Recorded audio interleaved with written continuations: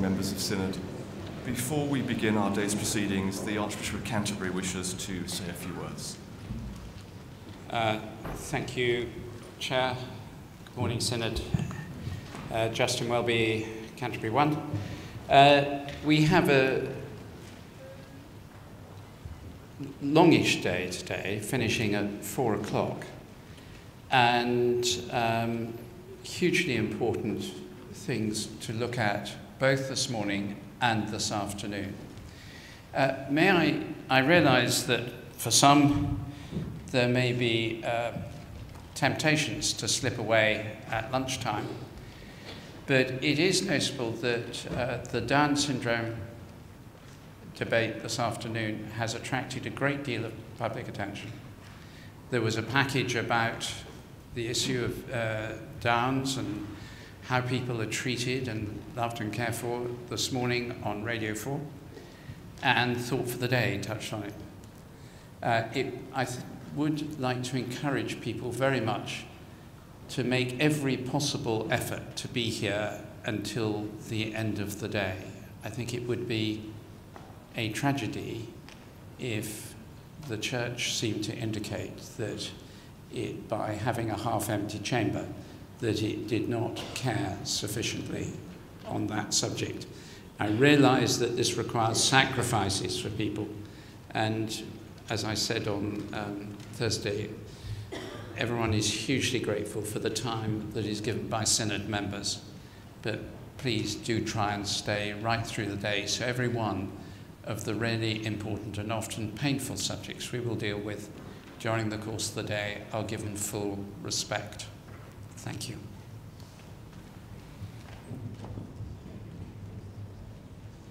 We come now to item 13. This is an opportunity for Synod to hear an update on the Church's current work on safeguarding at national and diocesan level, and to hear the experiences of a range of Church leaders. It is also an opportunity for Synod to hear how the Church is preparing for the independent inquiry, as this is likely to receive considerable media coverage prior to the July Synod. The presentation will be introduced by the Bishop of Bath and Wells, the lead bishop for safeguarding. A short film, Survivors' Voices, will be shown. The survivors whose voices are featured have given their permission for this film to be shown at General Synod, and I would want to thank them for affording us the opportunity to hear them.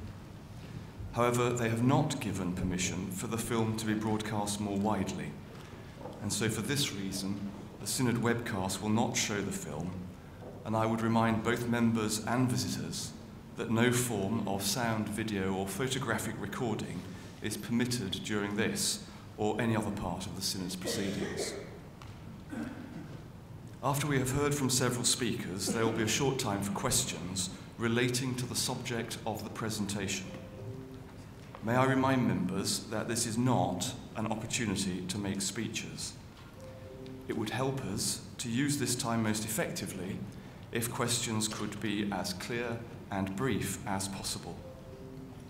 I hope that members will understand that whilst there are important and legitimate concerns to be expressed, this is not an appropriate forum for raising detailed or complex queries about specific cases.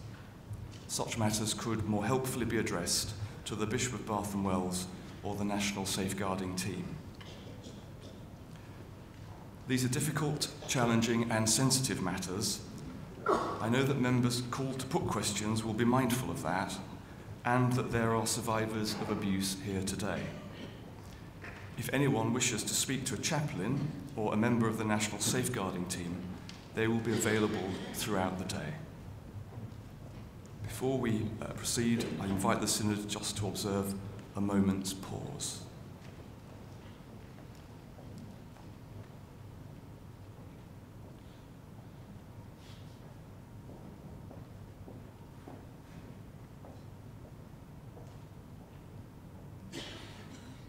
God, who didst teach the hearts of thy faithful people by the sending to them the light of thy Holy Spirit, grant us by the same Spirit to have a right judgment in all things, and evermore to rejoice in his holy comfort, through the merits of Christ Jesus our Saviour, who liveth and reigneth with thee in the unity of the same Holy Spirit, one God, world without end.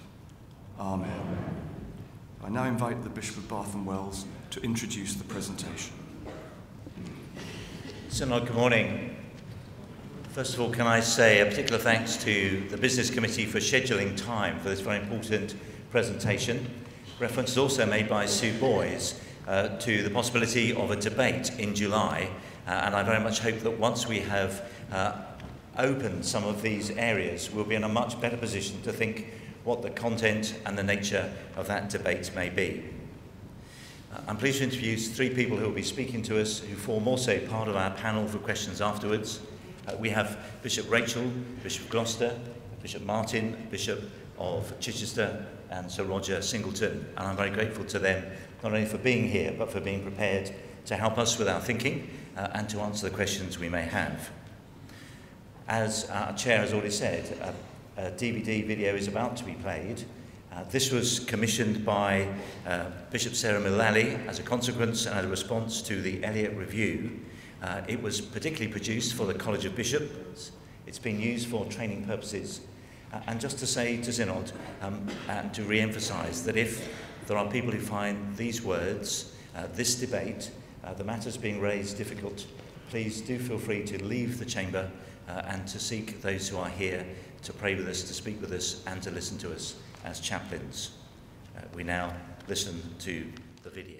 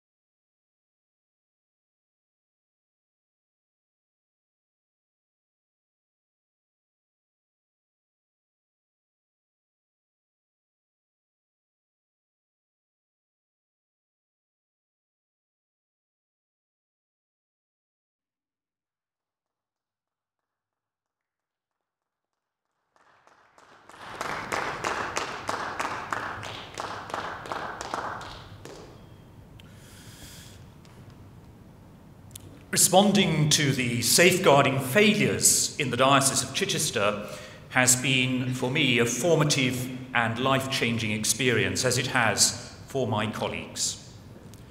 Preparing to give evidence to IICSA, the Independent Inquiry into Child Sexual Abuse, next month, has been a demanding task, and we have welcomed the opportunity to review what has been done to identify and address the failures of the past in our diocese. And I want to pay tribute to the work of our diocesan safeguarding team, led by Colin Perkins, and to the support that he's had from successive diocesan secretaries, Angela Simpson and Gabrielle Higgins. Creating a diocese in which safeguarding best practice is uniformly a top priority can only be done by determined and effective teamwork. And here are some observations on the experience of seeking to achieve that in the Diocese of Chichester. First, survivors are people, not, as Andrew Greystone said to us earlier this morning, not a problem to be solved. And no one should underestimate what it takes to make an allegation, to relive the abuse, to undergo the inevitable processes of forensic inquiry, and to face again the devastating possibility of not being believed. Second, how much do we invest in safeguarding? This must include funding accessible and good quality training, and may I say that the Church of England's new online C1 training is really excellent. And it must also include ensuring proper resourcing for our response to survivors with the care and support they need. We cannot expect to be taken seriously if we talk about safeguarding but fund it inadequately, especially at diocesan level. Third, we have to be capable of learning about what we have done wrong and how it happened. In Chichester, our safeguarding team, among others, has helped us to learn from survivors and a wide range of people that there is never an excuse. Nothing excuses the criminal misuse of power in sexual abuse, which can destroy so many aspects of life, including faith in God and membership of the Church, that were in store for an abused person. A prolonged period of denial, particularly by the Church, when we fail to face up to our responsibilities in this matter, can reinforce the damage done by the abuse itself. It becomes double abuse, and for that we must now be aware that there is also no excuse. We cannot hide behind formality and status. Communication must be obviously authentic, from the heart. And no matter how much drafting a lawyer has had to do, legal phrases and piety are no substitute for being honest and human and genuinely sorry.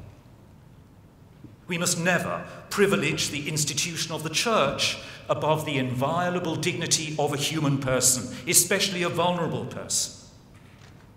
Abuse takes many forms, and it is never safe to imagine that only a certain sort of person abuses, or that you can predict who is vulnerable and who is not.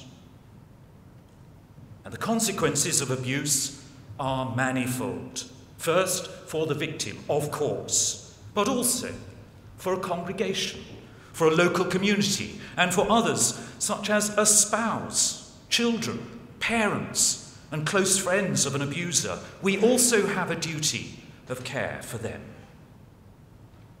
And we've also benefited in Chichester, sometimes uncomfortably, from the capacity of investigative journalism at its best to give a voice to the voiceless and to say in public what we might not have wanted to hear.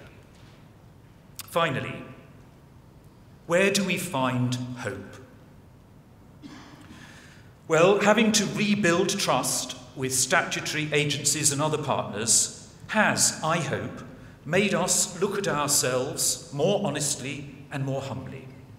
It has made us realise that others might have higher expectations of us as a contributor to society than sometimes we have had of ourselves. It's helped us realise that safeguarding is one of the demands of the gospel of Jesus Christ and a matter of evangelical practice. And robust, regularly updated policies, training, and fairness and consistency in safeguarding practice are vital for dispelling fear.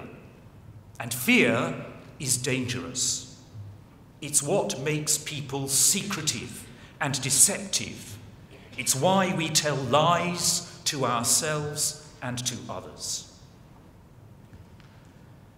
The experience of serving in Chichester for the past 5 years has deepened my attention to Jesus Christ in the scandal of the cross as the interface between human degradation in an extreme form and the divine beauty. This is where the absence of God is hollowed out within us. We sit in the dust of shame, where familiar words can be heard with new power and force. They are spoken by a scarred and risen Lord, who says to us, whoever we are, do not be afraid. Thank you.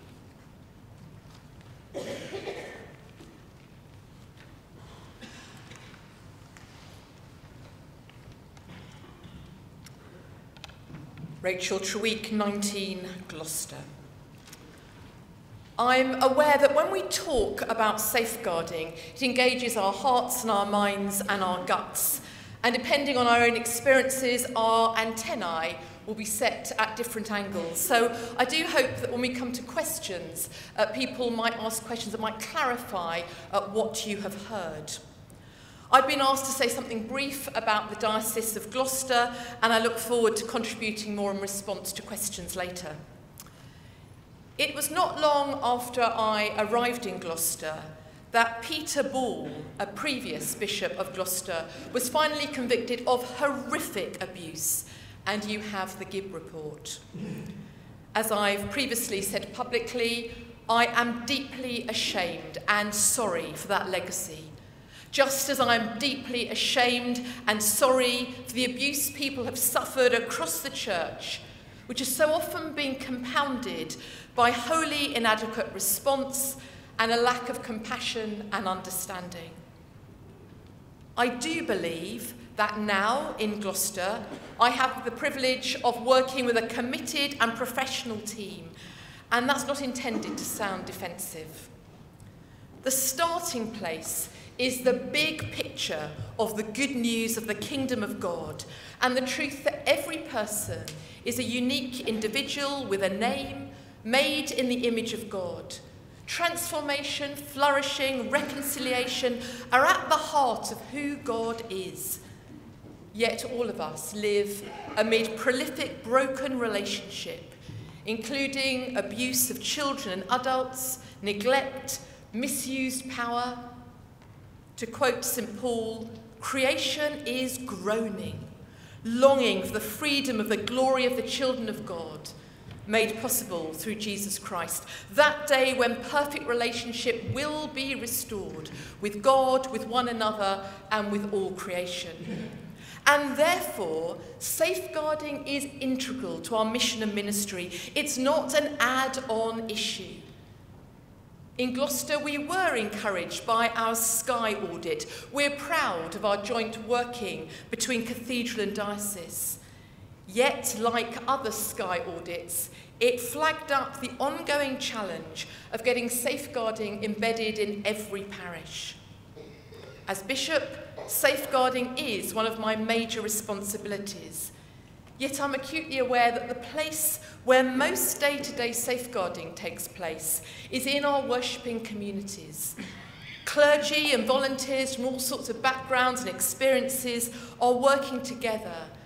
And what we ask of nominated safeguarding reps can feel overwhelming. We're trying to work hard at a culture of encouraging and thanking, because safeguarding is paramount to living the good news of Jesus Christ. Our training from our diocesan safeguarding advisors is excellent, but I also know that good training does not automatically make a place of worship safe. And the message we underline is that none of us can abdicate our responsibility for keeping ears and eyes open. This is not always someone else's responsibility. So 2 key things we're working hard at in Gloucester: relationship and communication. Relationship and communication. When safeguarding is lived well, from the perspective of a victim or survivor, or as a worshipping community, or as an offender with an agreement, or someone who has had an accusation against them, when it's lived well, there is good relationship and strong communication. And this includes listening and saying what you are going to do, by when, and doing it. When safeguarding is weak and people feel diminished, ignored, or uncertain, there is poor relationship and unsatisfactory communication. And communication and strong relational links are crucial at every point across that network of relationships. Safeguarding advisors, bishops, survivors, clergy, volunteers, offenders with agreements, respondents. The list is long, and it must include external agencies and networks. Our safeguarding board not only has an independent chair, but also a LADO, a local authority designated officer, a police officer, and someone from the adult safeguarding team. And the diocesan director of communications sits on both the board and the response group, called a core group in many places. And her remit is not merely public statements, but also to probe the how, the why, the when, and the who of communication. And that brings me to my final point, which is our commitment to be aware of every person and perspective in every safeguarding situation. And that's particularly important when the response group, the core group, meets. Too often, people's suffering has been exacerbated because someone in authority has been standing too firmly in one position and has not been willing to stand in the shoes of someone else. There's much more I could say, but hopefully other things can be said in response to questions. But just to summarise the key messages we're working at in Gloucester: safeguarding is a kingdom issue and integral to Christian mission and ministry. It's the responsibility of all of us. Relationship and communication are key, and this must include external agencies. And the communication officer is vital. And there must be attention to every person in any safeguarding situation. Thank you.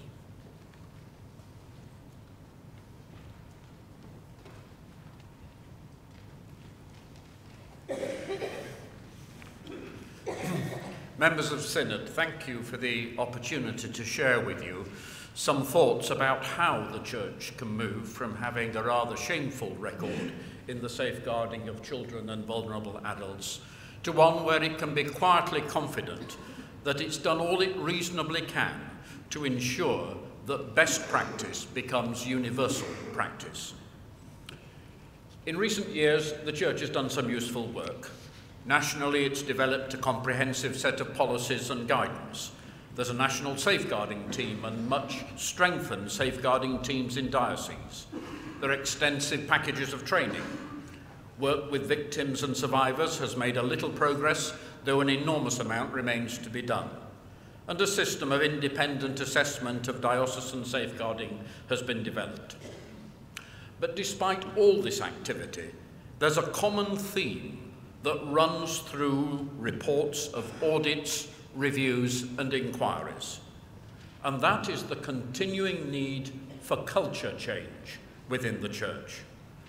This can be found in Dame Moira Gibbs' recent report on Peter Ball, in the Archbishop of York's preface to the Cahill report regarding Peter Waddington, in many of the audit reports of diocesan safeguarding arrangements, in the recent publication, We Asked for Bread and You Gave Us Stones, in the Faith and Order Commission's publication, The Gospel, Sexual Abuse and the Church, I quote from it, changing the culture of the Church so that safeguarding becomes fully embedded within it as an outworking of the gospel is a key objective.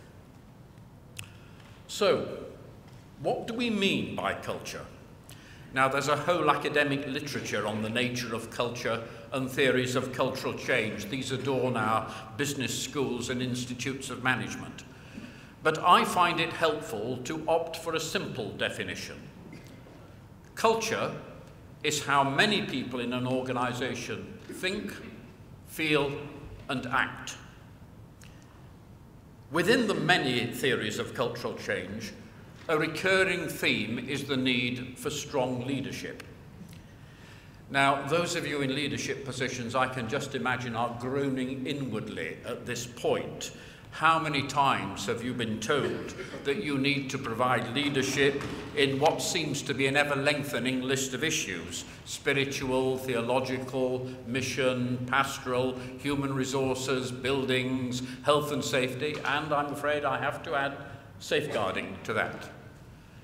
I'm heartened by the positive affirmation which our archbishops, diocesan bishops and deans continue to give to the importance of creating and sustaining a safe church. But we need to extend the concept of leadership further if we're to protect children and vulnerable adults adequately. It's in the actions of people in parishes and the commitment of parish clergy and parish senior laity which are also critical. And the experience of this, while improving, is still variable. I believe a tipping point has been reached where most clergy are informed, supportive of their parish representatives, well, sometimes, and willing to tackle reluctant church wardens or PCCs.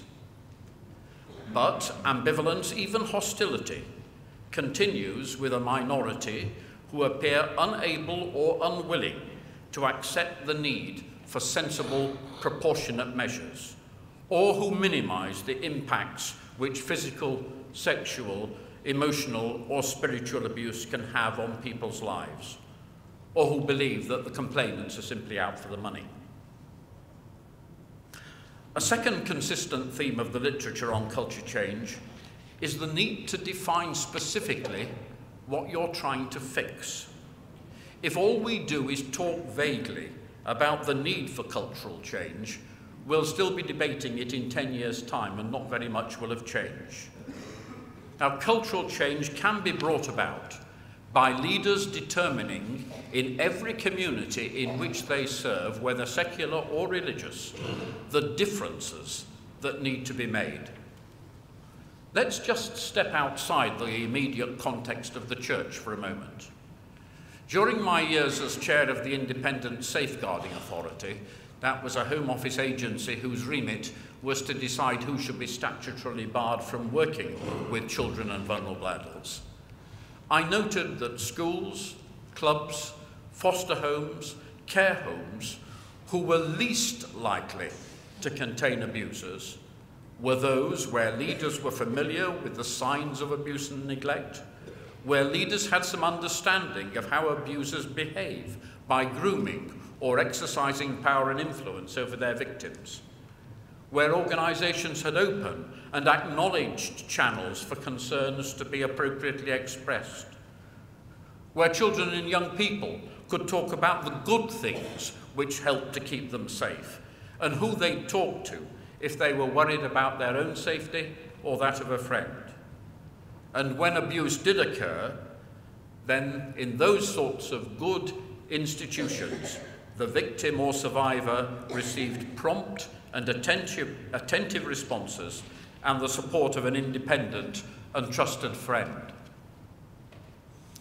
Returning then to the church environment, actions which might contribute to culture change include improving the consideration given to the annual safeguarding report at the PCC meeting, so there's an educational element about abuse and safeguarding. Improving the effectiveness of the Archdeacon's articles of inquiry into safeguarding, so that they're not just a tick box exercise, have they got a policy and is there a poster in the church porch, but explore what training has been provided. Are there any circumstances of current concern? And if so, what's being done about them? Grasping the nettle of dealing with clergy, readers, priests with PTO, and lay readers who persistently fail to attend training opportunities or speak disparagingly about reasonable safeguarding measures.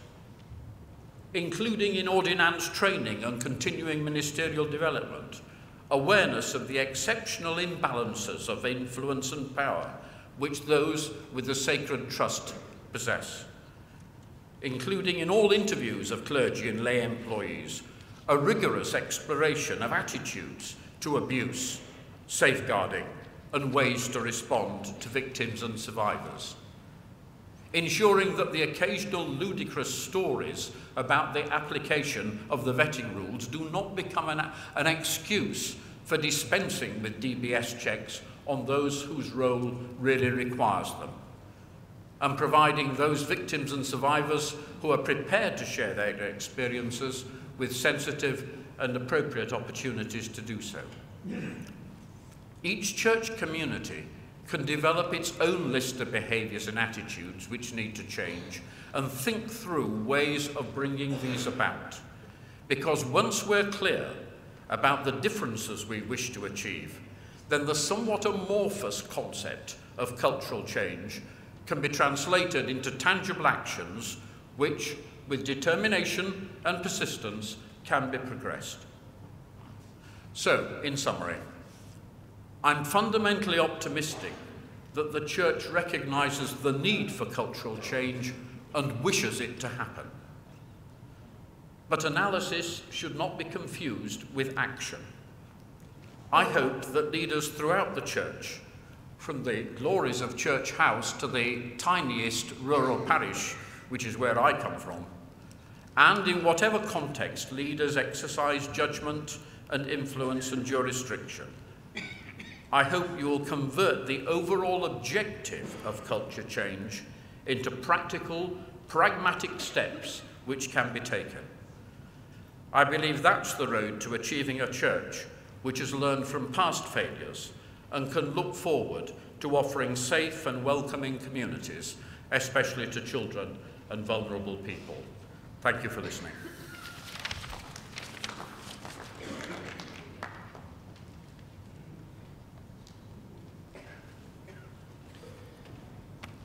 Members of Synod, I'd like to begin by thanking you for your prayers for me as I have sought to serve as the lead bishop for safeguarding over the last 18 months.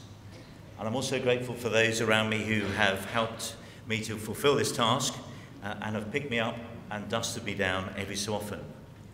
And I include in that not just members of Synod, but also some of those who are themselves victims of abuse, some of whom are in the gallery today.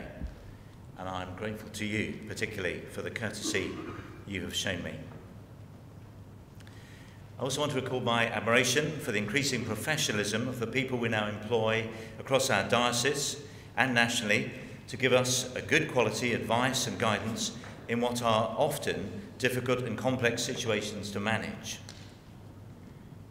But more importantly, I want to pay sincere tribute to the victims and survivors of abuse, regardless of their age or the circumstances in which the abuse took place or how long ago it might have happened. I'm humbled by their courage. Telling their story helps the Church improve its safeguarding responses, but it requires them to relive their experiences. On behalf of Synod, I want to acknowledge the pain that is evident in the experiences of the survivors who have contributed to the We Asked for Bread, but You Gave Us Stones leaflet. And that leaflet raises important issues and ideas for the future and about how the Church might respond to survivors, and I will certainly be considering those. For too long, the Church has not responded well to those who allege abuse within our church communities. This is now changing, and further change is needed. So who are we? The Church of England is in a unique position in our country. We provide services to children, young people and vulnerable adults. We have a presence in every community. We have a calling and a purpose, a mission to share the good news of Christ with all, a particular concern for the poor, and as the established church, we have influence and power. We must discern how to use this influence wisely and ensure that we do not misuse our power. Safeguarding is integral to the mission of the church, to the gospel message. It's essentially about promoting the well-being of all. It's about protecting those who are vulnerable, children, young people, and adults at risk of abuse. And it's also about preventing abuse from occurring in the first place. Safeguarding is your responsibility, my responsibility, everyone's responsibility, regardless of what role we may have. Good safeguarding practice must be embedded within all of our church bodies and communities across the whole church. We cannot operate alone. We must collaborate with our statutory, voluntary, and ecumenical partners. Safeguarding is about partnership with the wider communities that we seek to serve and transform. And what good safeguarding looks like is defined in our policy, promoting a safer church. Synod, I hope each of you have read it. If you haven't, I say to you, it is both an easy and an essential read for you. So how are we working to embed safeguarding in all we do? Our National Safeguarding Framework on the slide in front of you outlines a number of key foundations, and each of those, taken together, are an essential factor in building a safer church. This is about improving the consistency and the quality of our safeguarding practices and arrangements. So what do we have in place? I think it's fair to say that we started from a very low base, particularly nationally, but there's been approximately a 5-fold increase in resources since 2014. Every diocese now has a professional safeguarding, skilled safeguarding advisor. Most have a safeguarding team.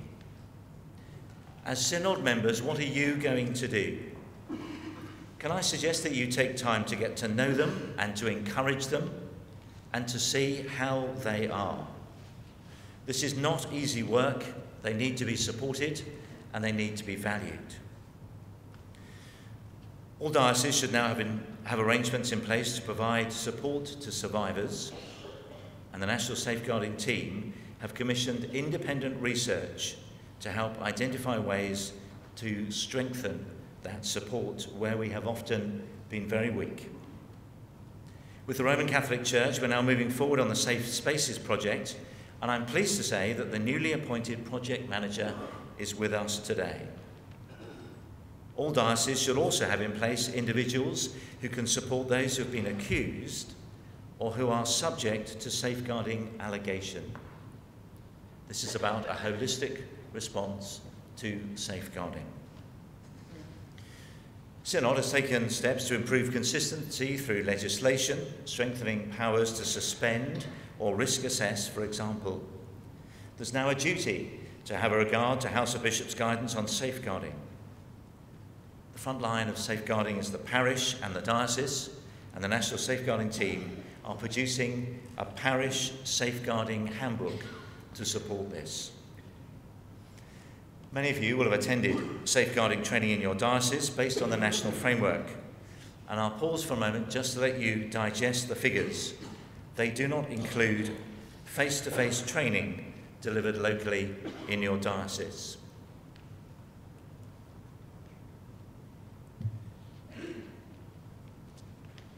Every diocese has now been independently audited in respect of their safeguarding arrangements, and I believe we remain the only denomination to have done this in England.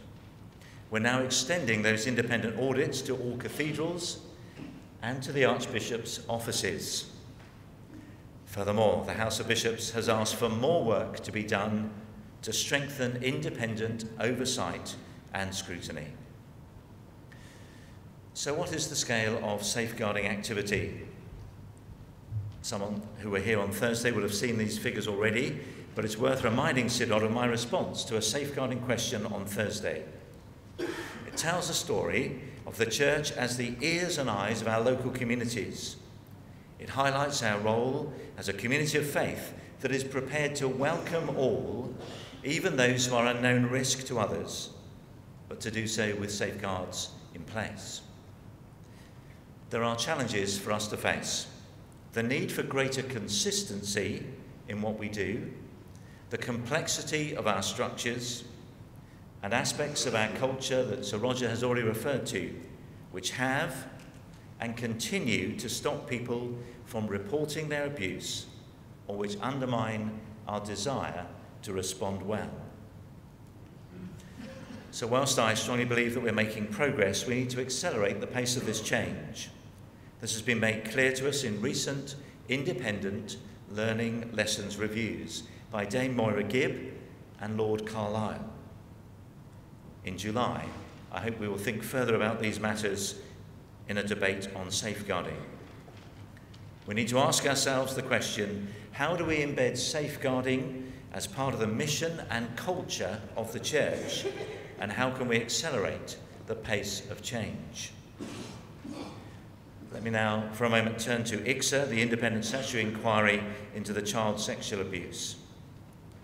The Anglican Church is one of 13 investigations into how well institutions have protected children from sexual abuse and how well they have and are responding to adult survivors of abuse. How we approach the inquiry says a lot about the church, about who we are, and how we strive to be as Christians. We need to listen with humility to survivors' stories and acknowledge past failures where they've occurred. We must, and we are, approaching the inquiry with openness and transparency. And we must approach it with a genuine desire to learn and to improve. Within the Anglican Investigation, we're currently one of 39 core participants. To date, we've disclosed over 25,000 documents and submitted 36 witness statements, with more to follow. The first public hearing begins on the 5th of March with a case study of the Diocese of Chichester. It's expected to last 3 weeks. The second public hearing takes place at the end of July on Peter Ball, and a further hearing is expected in 2019. Synod, make no mistake, this will not be an easy couple of years. We will hear deeply painful accounts of abuse, of poor response, and of cover-up. We will, as our friends in the Anglican Church in Australia did, feel a deep sense of shame. But we must face this together as a whole church together. Not because we are concerned to protect our reputation, but because we believe it is God's church. We believe in a message of hope. We believe that this gospel message can and will transform lives and bring people, including those who've been abused, into a place of wholeness and healing. So what can we do to reduce abuse from taking place in our churches? Bishop Rachel has outlined a number of things. We can take steps to create open, healthy, and protective communities. We can make sure that children have a voice and are visible and a valued part of our church life. We can talk to young people about their online and social media safety. We must be rigorous in ensuring that we recruit safely to all roles within the church and provide people with guidance as how to act safely. We can ask questions about the pastoral support that we give to people who are affected by safeguarding matters. And finally, Synod, how will we know when we've got there? Well, all of these things on the slide and more importantly, and I direct your attention to it, when we hear direct and positive accounts from survivors. And in saying this, I am acutely aware that there are survivors in the Assembly Hall who cannot testify to this and remain deeply mistrustful, suspicious, and angry towards the church. We simply cannot walk away from our safeguarding responsibilities or hand them on to someone else. We are all responsible, and we need the courage not just to admit our failures, but to make the progress that is needed. Synod, thank you.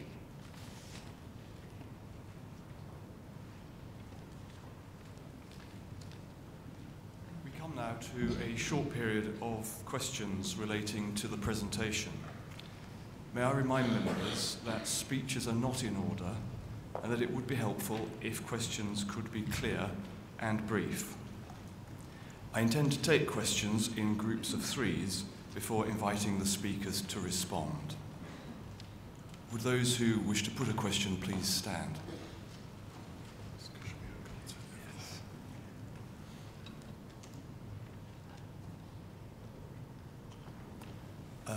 Kashmir Gorton, followed by Canon Banting.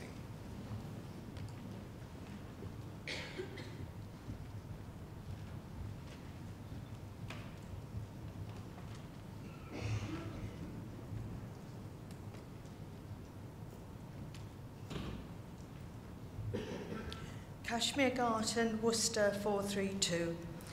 Given that the independent review into Bishop George Bell acknowledges at point 94 that dioceses have a high degree of independence, how will future changes and practice guidance from the Church ensure such guidance is applied and followed consistently and adhered to by all dioceses?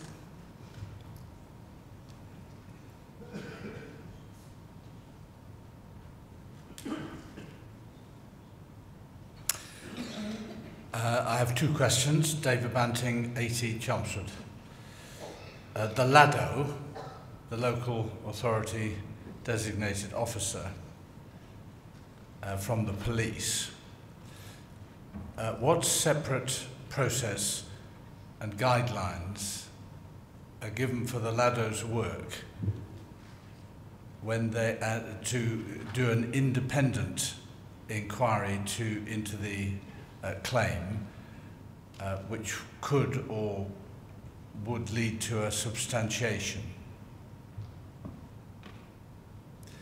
And secondly, how does the signing of a safeguarding arrangement by someone who's the subject of an accusation, how does that avoid infringing the principle of innocent until proven guilty?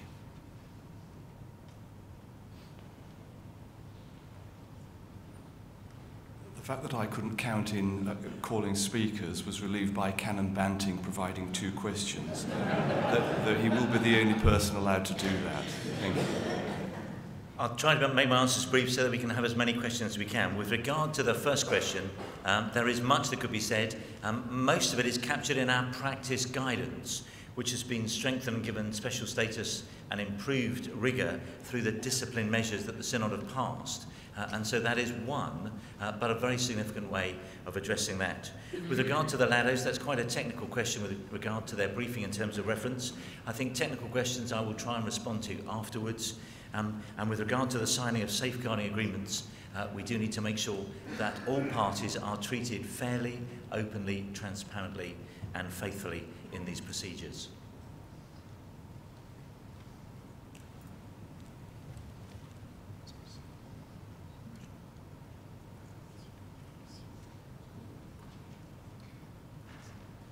So the Dean of St. Paul's,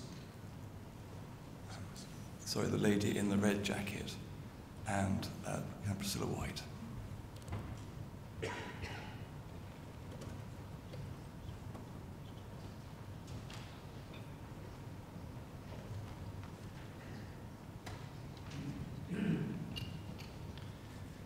David Ison, Dean's 54. I don't know if I'm alone in being struck by the parable that we had enacted in front of us at the beginning of this session, whereby we had people sharing their vulnerability and their courage, followed straight away by a response which was well meant, but intellectual and did not meet that vulnerability.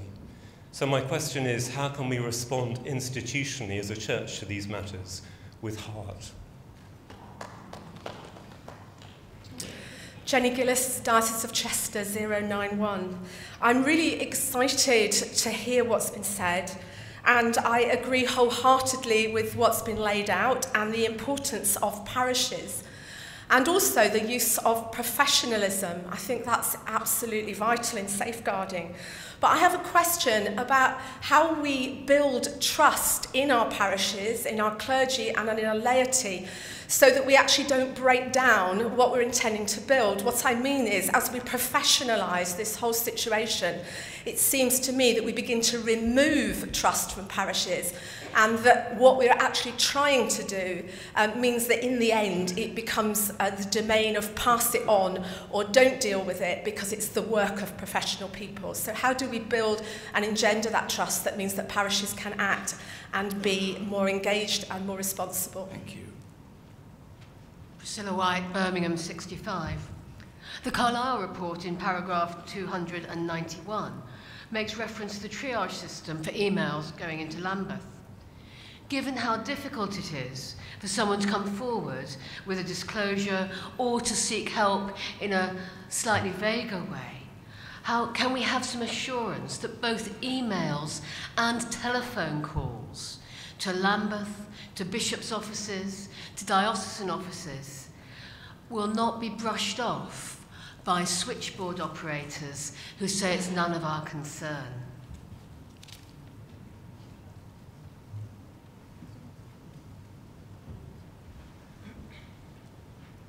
I'm going to try and respond to that first one. I'm very sorry for the Dean of St Paul's if he felt that we were lacking heart. That's certainly not intended. It's a hard one. How do you build a culture of vulnerability? I would want to say it starts with me. I think we all have to take responsibility for being willing to be vulnerable, and that's something that I try to live, is my own vulnerability. I think it's part of our training as well. When we're training people, it's not about giving people the right answers. It's about how we share our stories. Here in this chamber, we were sharing our stories, being willing to be vulnerable, not saying we have all the right answers. And there's also something in there for me about well-being, particularly when I'm working with clergy, with lay leaders. How are we encouraging people to take responsibility for their own well-being, so people can say, I'm struggling, I'm finding this difficult? Because I think it's a culture that runs beyond our safeguarding. It's about how we create a culture of vulnerability within which we can live all these things in our mission and ministry. So that's not technical answers, but I hope it says it starts with me and creating the right environment. The second question was one about trust. I think Rachel's answer about vulnerability and listening and care and appropriateness is a good answer, an appropriate answer to that second question. With regards to the support and the response that survivors and others may receive from our offices, I think I wanted to refer back to a slide I gave you earlier, which said that our investment in safeguarding has risen by 5 times in terms of resources since 2014. And there are now specialist trained professional safeguarding advisors embedded in both of our archbishops' offices. I think you heard me also say there will be a sky audit of our cathedrals and our archbishops' audits and our archbishops' offices. If there need to be improvements, I'm sure they will be brought out through that. And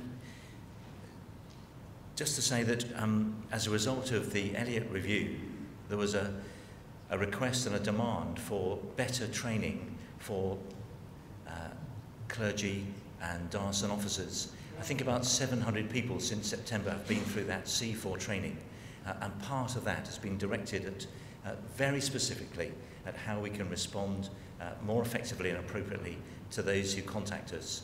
And many of those who are involved in our administration and serving us in that way have also been part of that ongoing training.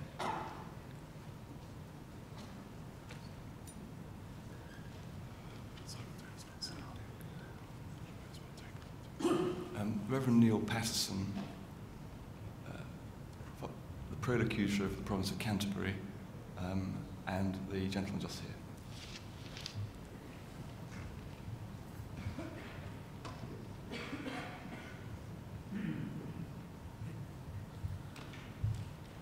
Neil Patterson, Hereford 128. Given the extent to which our culture is nurtured amongst the clergy in theological colleges and courses of varied traditions, and which are independent institutions, is it possible to hear what means are being provided to ensure that not only training in safeguarding, but awareness of culture, dynamics of power, and ministerial responsibility are being established across all different colleges and courses?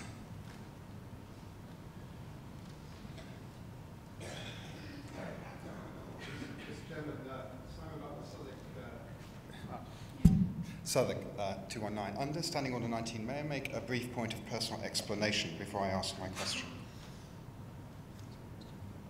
I trust you, Prolocutor, to understand the standing order, but I'd be grateful if you could keep it brief.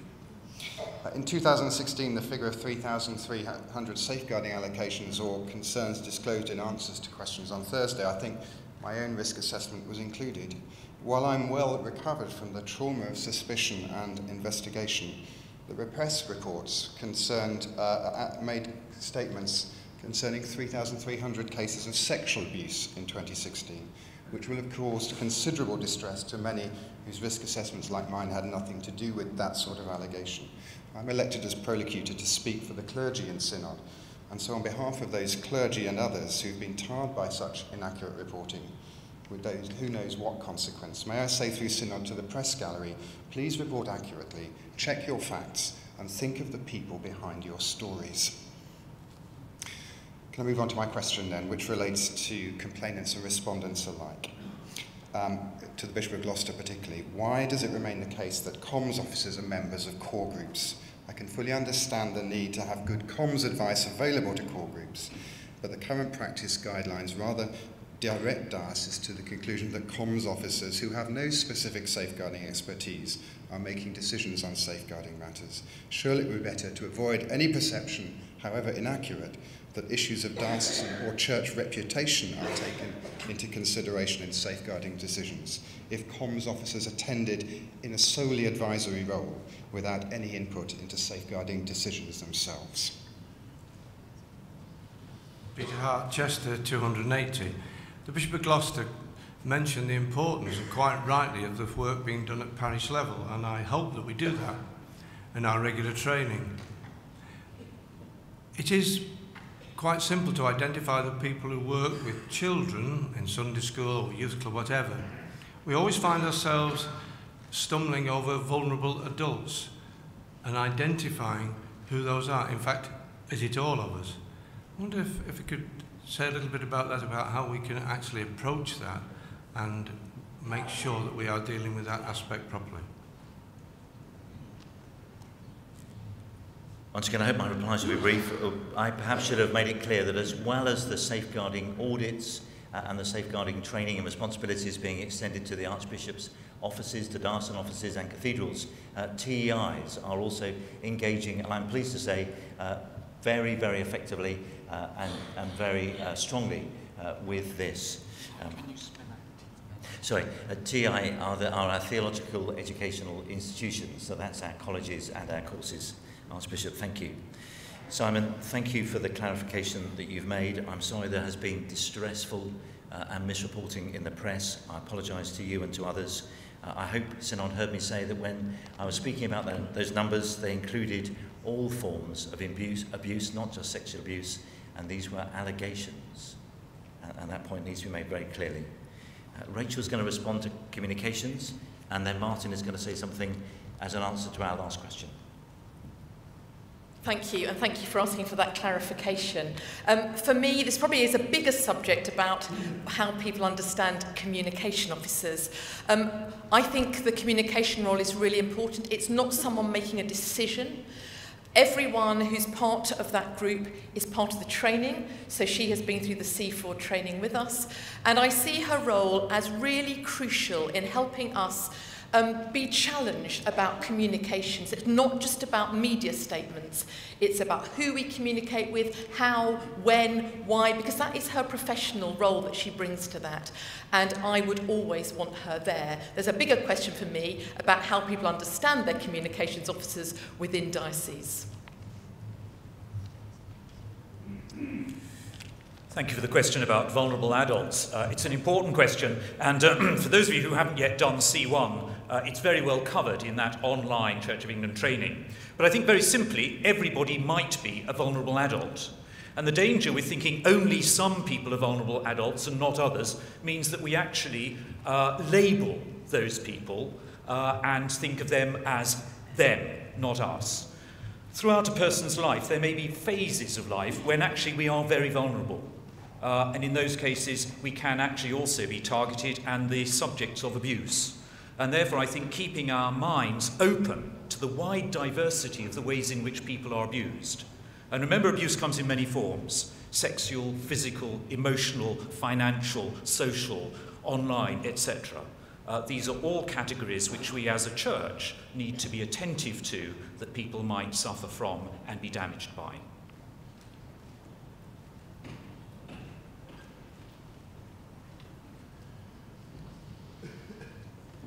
Dr. Taylor, the priest in the purple, and Mr. Sewell.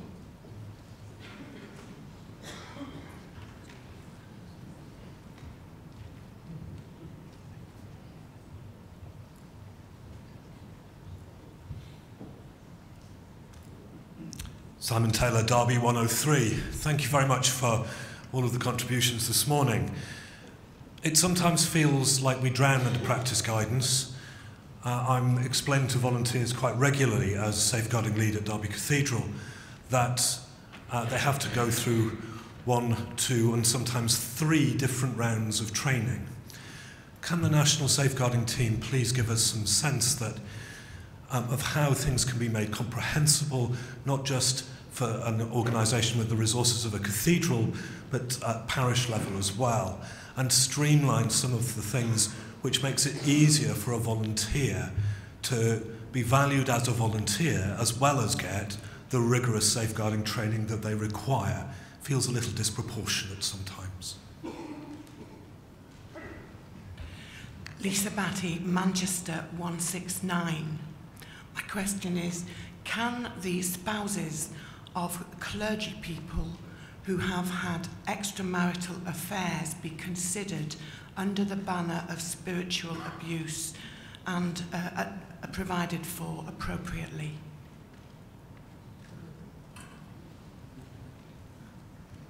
Martin Sewell, Rochester 391. One of the most distressing things I hear from victims is that it's not the abuse that made them lose their faith in Christ Jesus. It was how the church treated them. Not the people in the pews, but people like us in this room. So my question is, can you illustrate for us one practical thing that will be done better by the time we reassemble in York, something experienced tangibly by the victims that will have made their lives a little better? It's by their fruits ye shall know them. So I want to know something about that. I'll have a go at the first and the third question. I mean, I think anybody in any agency developing policy is caught, if you'll forgive the expression, between the devil and the deep blue sea. On the one hand, there is a wish to be comprehensive and to cover absolutely everything. And on the other hand, there's the danger of that saying more is less coming into play. Homing in, I understand that the National Safeguarding Team are working on a parish handbook which will focus particularly on the needs and the responses of people in parishes, and I would hope that that could be applied equally to cathedrals and to other similar institutions. But I think it is quite a difficult challenge to make sure you've covered everything, but at the same time to home in on those things that are particularly important for a specific audience. And I'm afraid I've now got so excited about that I've forgotten what the third question was. Oh, one practical thing. Oh, goodness me, it would be that, wouldn't it? Yes, that I forgot about. One practical thing. I mean, from my experience of listening to victims and survivors, both within and outside church, perhaps particularly outside the church. I think the provision of a source of support that is trusted by the person who is making the disclosure, and who can sit and stand alongside them, sometimes perhaps acting as an honest broker, not seen to be part of the church hierarchy, if you'll forgive that general expression, but someone who does know their way around church institutions and can provide practical assistance as well as a listening ear. I think that in the context of safeguarding, we could all do more to provide a resource of people who might be able to command the confidence of people who are disclosing abuse. With regard to the second question, if I might make a general comment and then answer it specifically, I think the general comment would be that everybody who is a survivor of abuse, and indeed everyone who is affected by safeguarding matters, needs care and support. And that needs to be individual and tailored to those particular needs and situations. Specifically with regard to the question about clergy spouses, Synod may be aware that each diocese have set aside people who are often called bishops' visitors, who have been given a particular responsibility to care for clergy spouses. And my colleagues on the House of Bishops will know that I wrote to them all fairly recently to ask, had they received safeguarding training? Were they aware of the particular issues that clergy spouses might be meeting in regard to safeguarding, and to make sure that each diocesan bishop was meeting with their advisors to give them the support and the care that they themselves needed. If you want to know more about the work of bishop visitors, please do ask me later.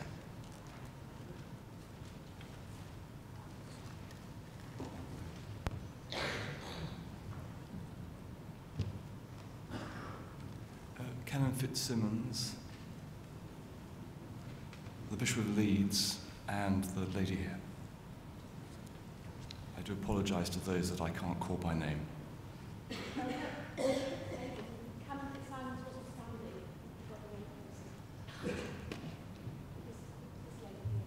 I'm so sorry. It may be my poor sight, but if this lady would like to come forward, thank you. Judith Rigby, Canterbury 263.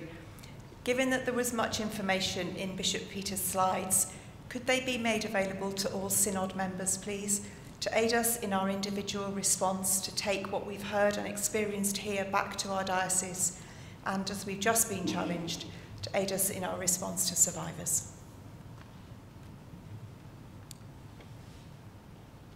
Baines 22 Leeds.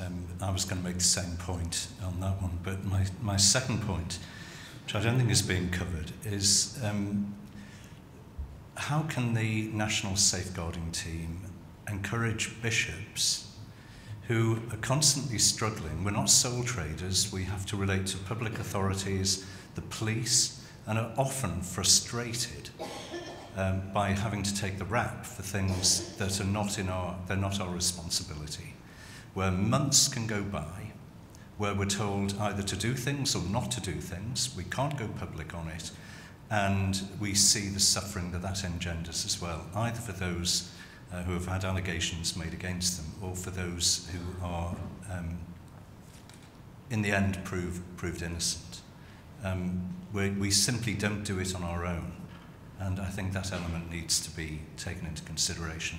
I would like to know if any work is being done, particularly in relation to the police and others, to try and make this work better.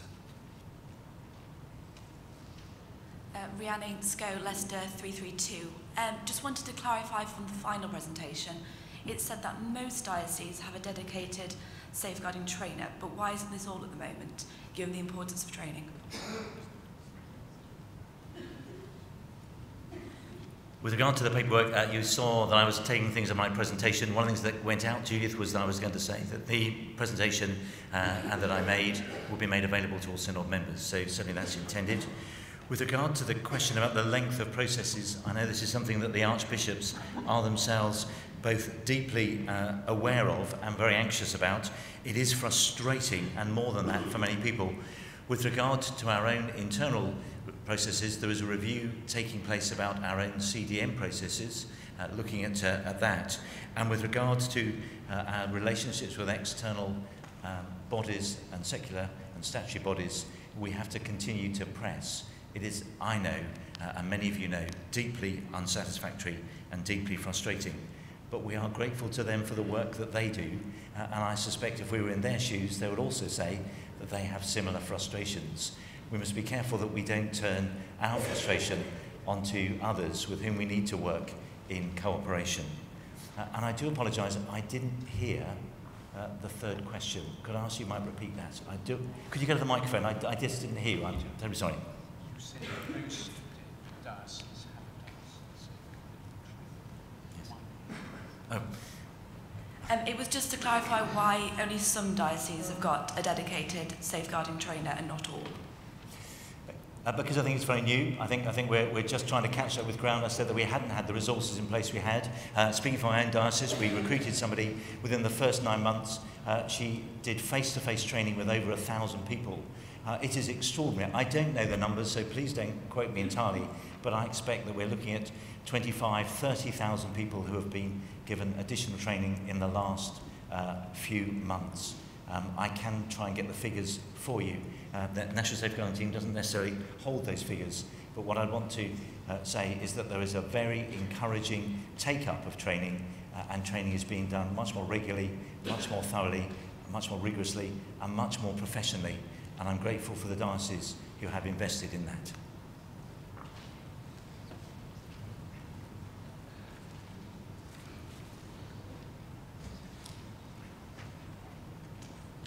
Canon Harper, followed by Mr. Sewell and Mr. Lammy and Ms. Ozanne.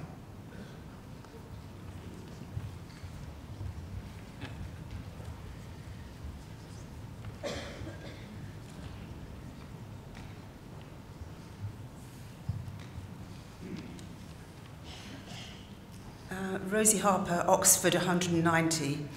I kind of don't want to ask this question, but I think we need to address the existing culture of broken trust. Given that so many promises have been made in the past and so many apologies, heartfelt apologies offered, and given that neither the external Elliott or Carlisle reports have been properly respected, in what way can we have a robust structure of accountability, ensuring that the re-abuse of survivors by the Church will actually stop and today's promises will actually be delivered?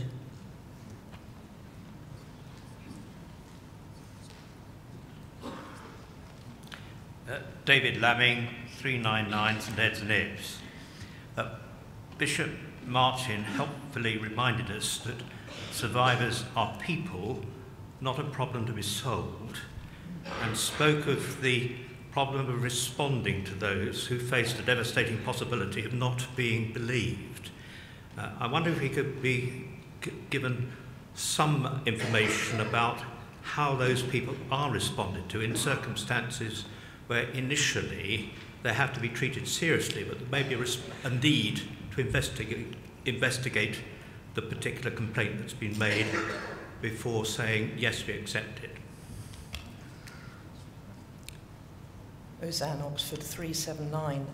Chair, I spoke at the start of Synod about my concern that we're being overly managed, and we heard from the Chair of the Business Committee that she can only consider what she's asked to consider. So I'd like to ask Bishop Peter why a presentation was requested and not a much needed and widely called for debate on safeguarding, so that we can air our concerns, proposals, experiences, such as the need to reassess how we safeguard adults, particularly women suffering from sexual harassment and abuse, and not just vulnerable adults, which Bishop Martin is clearly defined as someone who lacks the basic life skills, or indeed the critical need to ensure we put victims first by considering an independent reporting body or indeed a victims' charter, as Bishop James Jones has called for in his report, The Patronising Disposition of Unaccountable Power, which was commissioned by the government and is for public institutions like ourselves. Thank you.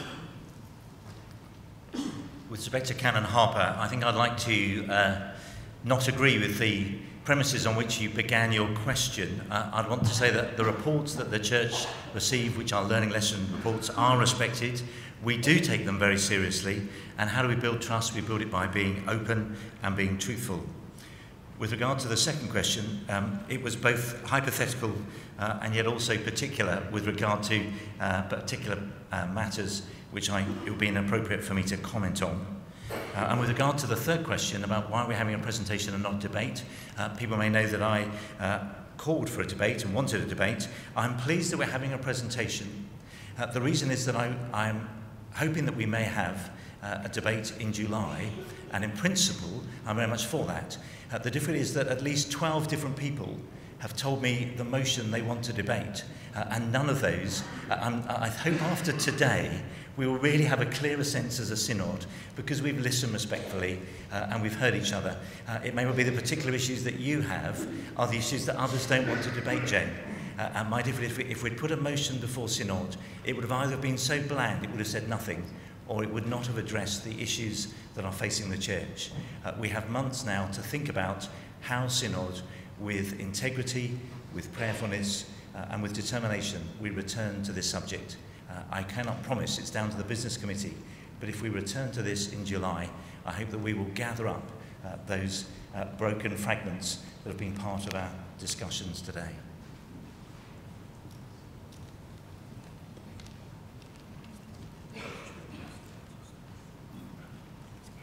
Mrs. Paver, followed by Father Cartwright and the Archdeacon. Thank you, Chair.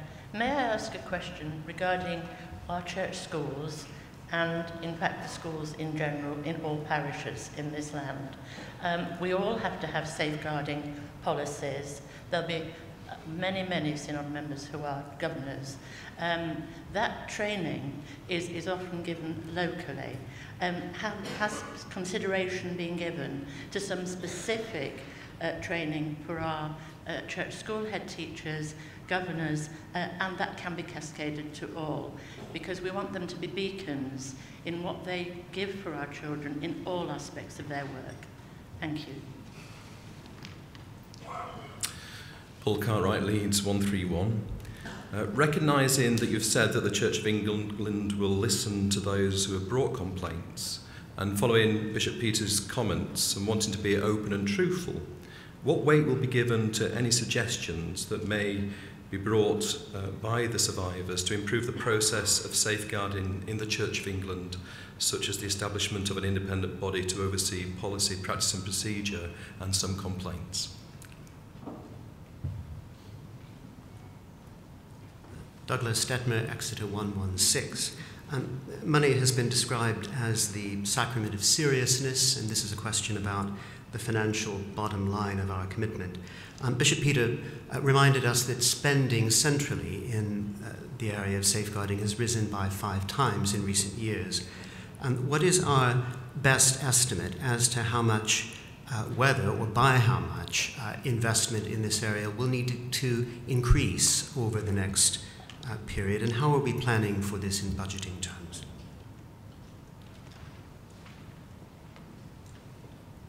With regard to the question about schools, I'll take that to my colleagues in the DBE, in the Education Department, but to reassure that head teachers are already particularly trained in these matters, but I will follow that up with other colleagues. With regard to the work of independence, I'm pleased that we are now actively beginning to recruit a new chair for the National Safeguarding Panel. Part of that answer is going to be listening more attentively and diligently to survivors. And also, with regard to future work, the House of Bishops at their last meeting have asked us to give particular thought as to how more independence can be built into the life of the Church.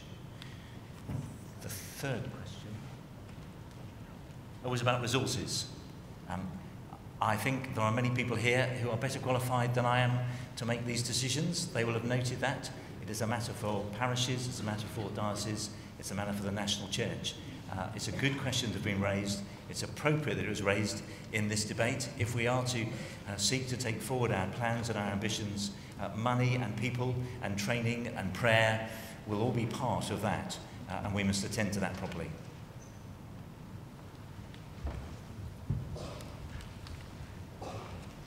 I think this will be our last set of 3 questions.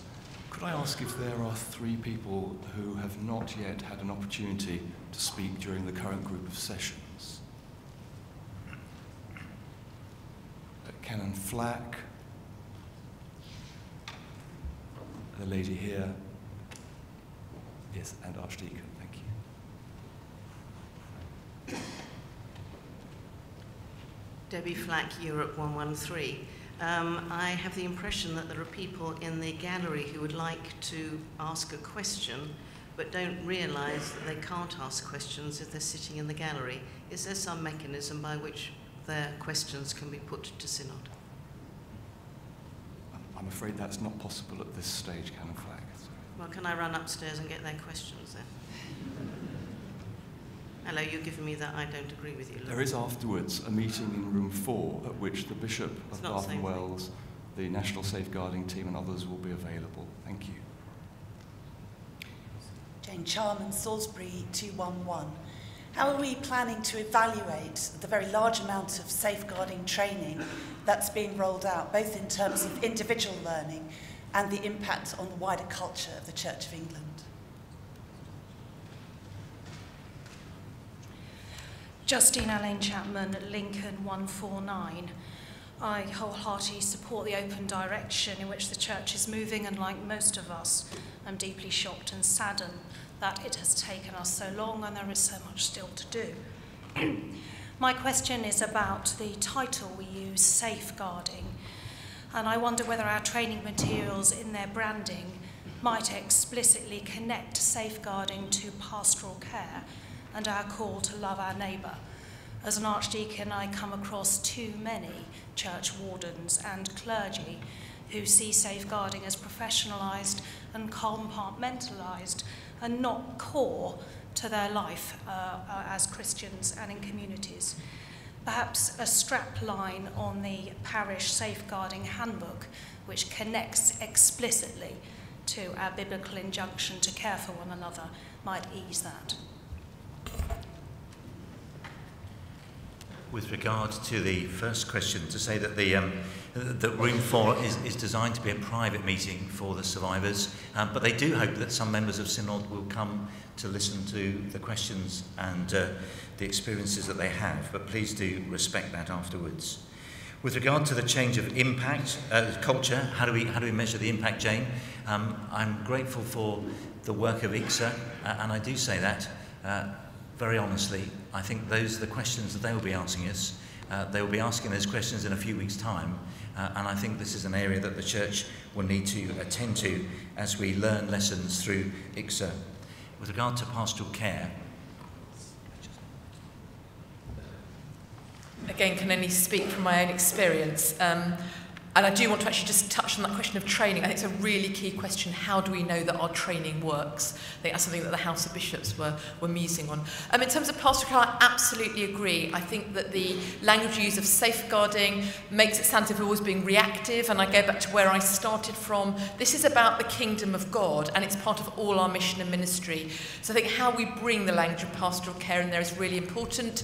I talked about trying to create a good culture at local level, and one of the things we've begun to do is each year to call together our nominated safeguarding reps for a social event, to thank them, to talk about their own care, and to talk about with church wardens that this is about how we all care for one another. It goes back to that question about vulnerability, that we shouldn't just be expecting everyone to tick the boxes and then think that we've trained them. How do we go on caring for one another? And that language should definitely come into our handbook.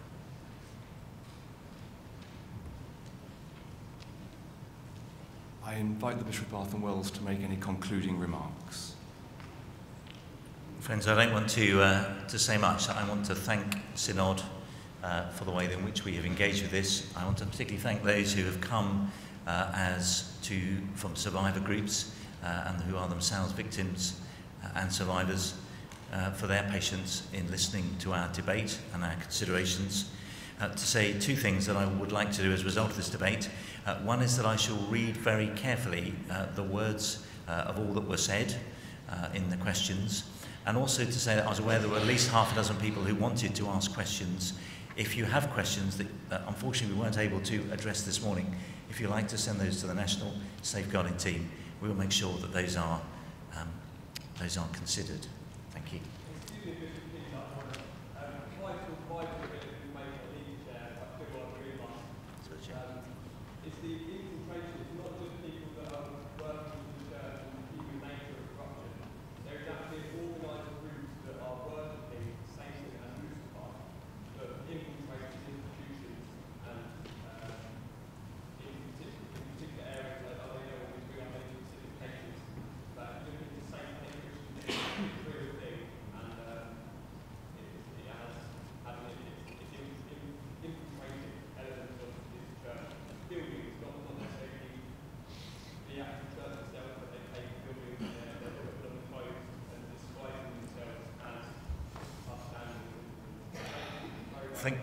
Thank you. Members of the Safeguarding Team will have heard that. I heard that what you said, and those on the floor of Synod will have heard that as well. Before we conclude this item, I invite the Synod to pause for a short period of silent prayer.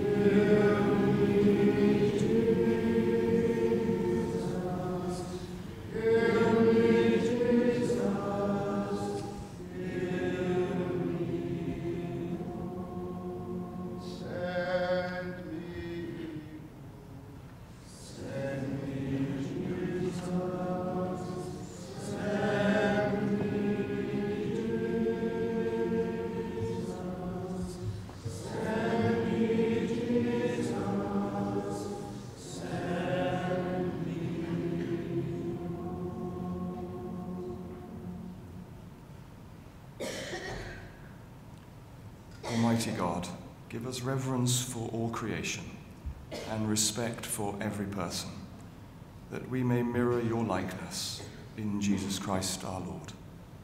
Amen. That concludes this item of business. Thank you.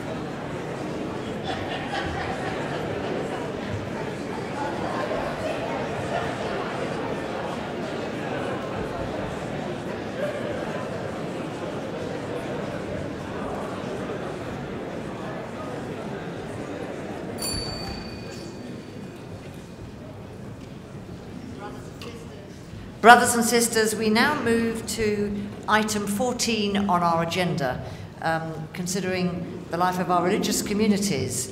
And before I invite the Bishop of Manchester to speak to this motion, we're going to be shown a short film about the life of religious communities.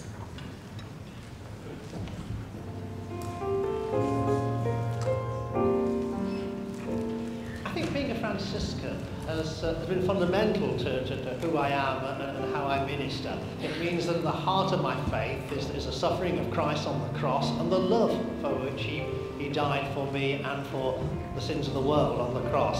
And to know that and to carry that with me and to walk gently on this earth. I'm notorious for always wearing sandals, whatever the weather.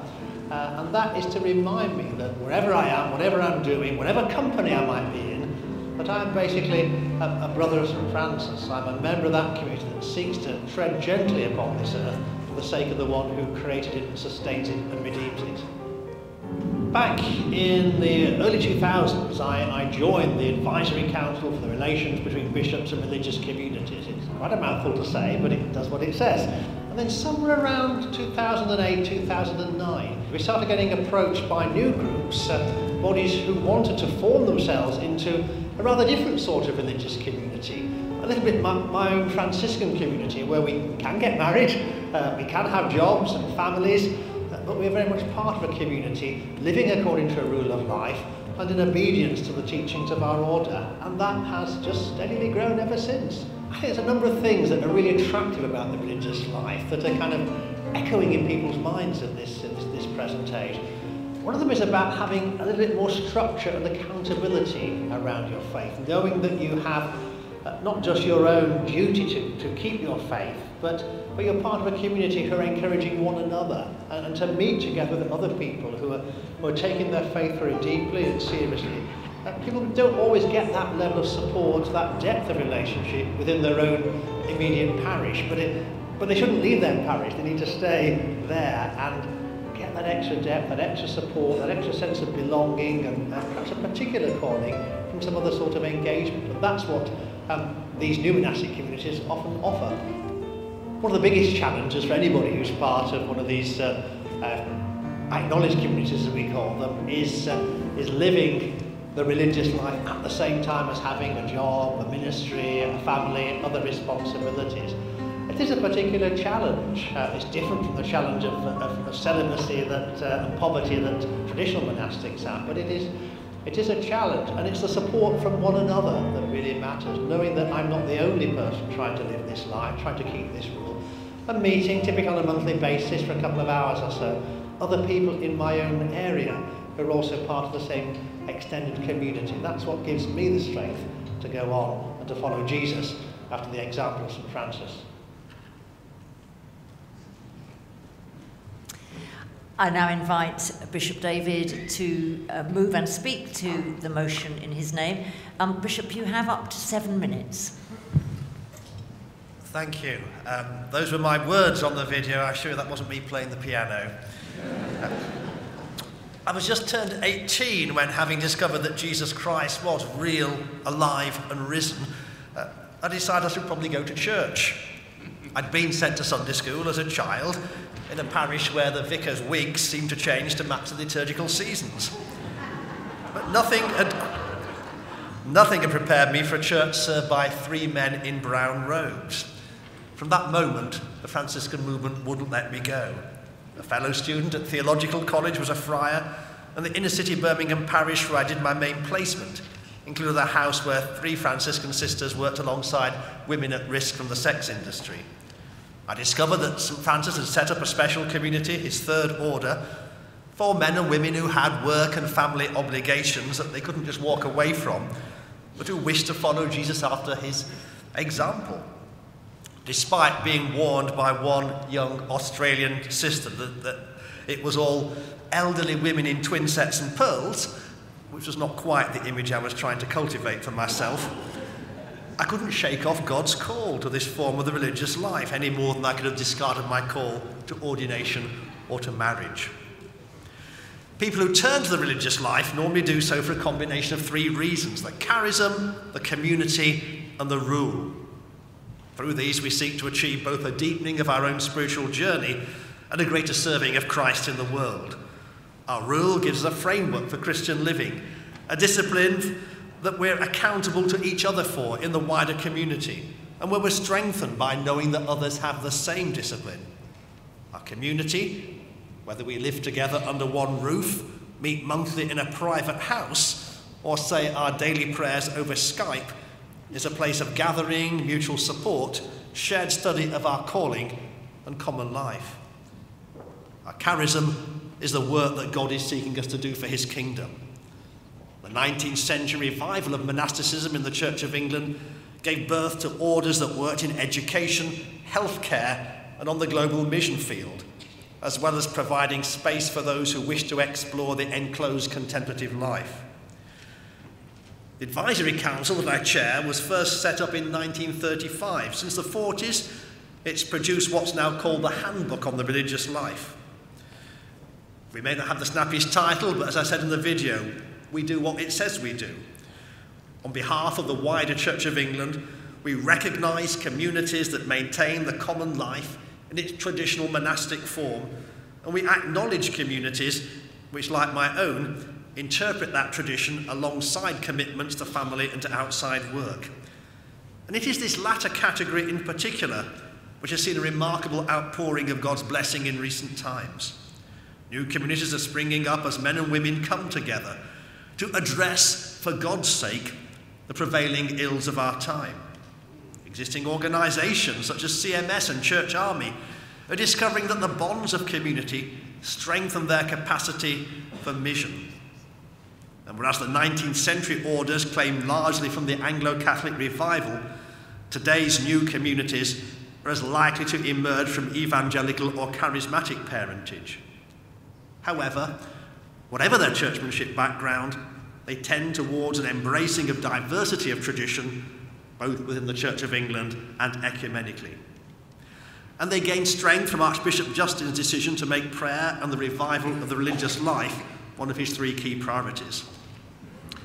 Synod, the purpose of this debate is to seek your willingness for us to bring before you in July a canon on the religious life that will pave the way to create a clearer framework for both traditional and new monastic communities than the relative informality of present arrangements allows. Our intention is to work on the precise wording of such a canon in the light of today's debate. It'll be drafted to stimulate good growth and not to constrain the Holy Spirit. It will help both individual communities and the wider church discharge the responsibilities that fall to us in order to best safeguard not only the members of those communities themselves, but also those with whom their work puts them into contact. Once we have a canon on the religious life, it will be much simpler to refer to monastic communities in our other canons, so that the vital work they do can be properly supported and framed. Law alone is never enough. Canonical recognition of the religious life will sit alongside the work of the Advisory Council, a new version of the handbook, and the oversight provided by those bishops who act as visitors to individual communities. These are not matters on which the Church is minded to legislate hastily. The 1897 Lambeth Conference set up a committee under the chairmanship of the then Bishop of Oxford in order to reflect on the growth of monastic orders across the communion and to identify where the balance lay between the freedom for organisation and development essential to the due exercise of spiritual gifts, which these communities were seen as providing to the Church, and the way such liberty must be so regulated as to ensure the maintenance of the faith and the order and discipline of the Church. We found a copy in the Lambeth Palace Library. By today's standards, it is a refreshingly short report, just 3 or 4 pages. It gets to the point, highlighting the principal challenges facing the religious life and the Church. The committee reported back to the Archbishop of Canterbury as president of the Lambeth Conference a year later in 1898. Much of the work identified was able to be progressed informally, but not all. We're not quite sure what the Archbishop did with it thereafter. Support for this motion will pave the way to our framing the religious life with the right balance of freedom and accountability appropriate for the present generation. It'll allow us to build on over 150 years of experience of the revival of monasticism in our Church and to go with the grain of the Holy Spirit as new communities are born, grow and mature. I beg to move the motion that stands in my name.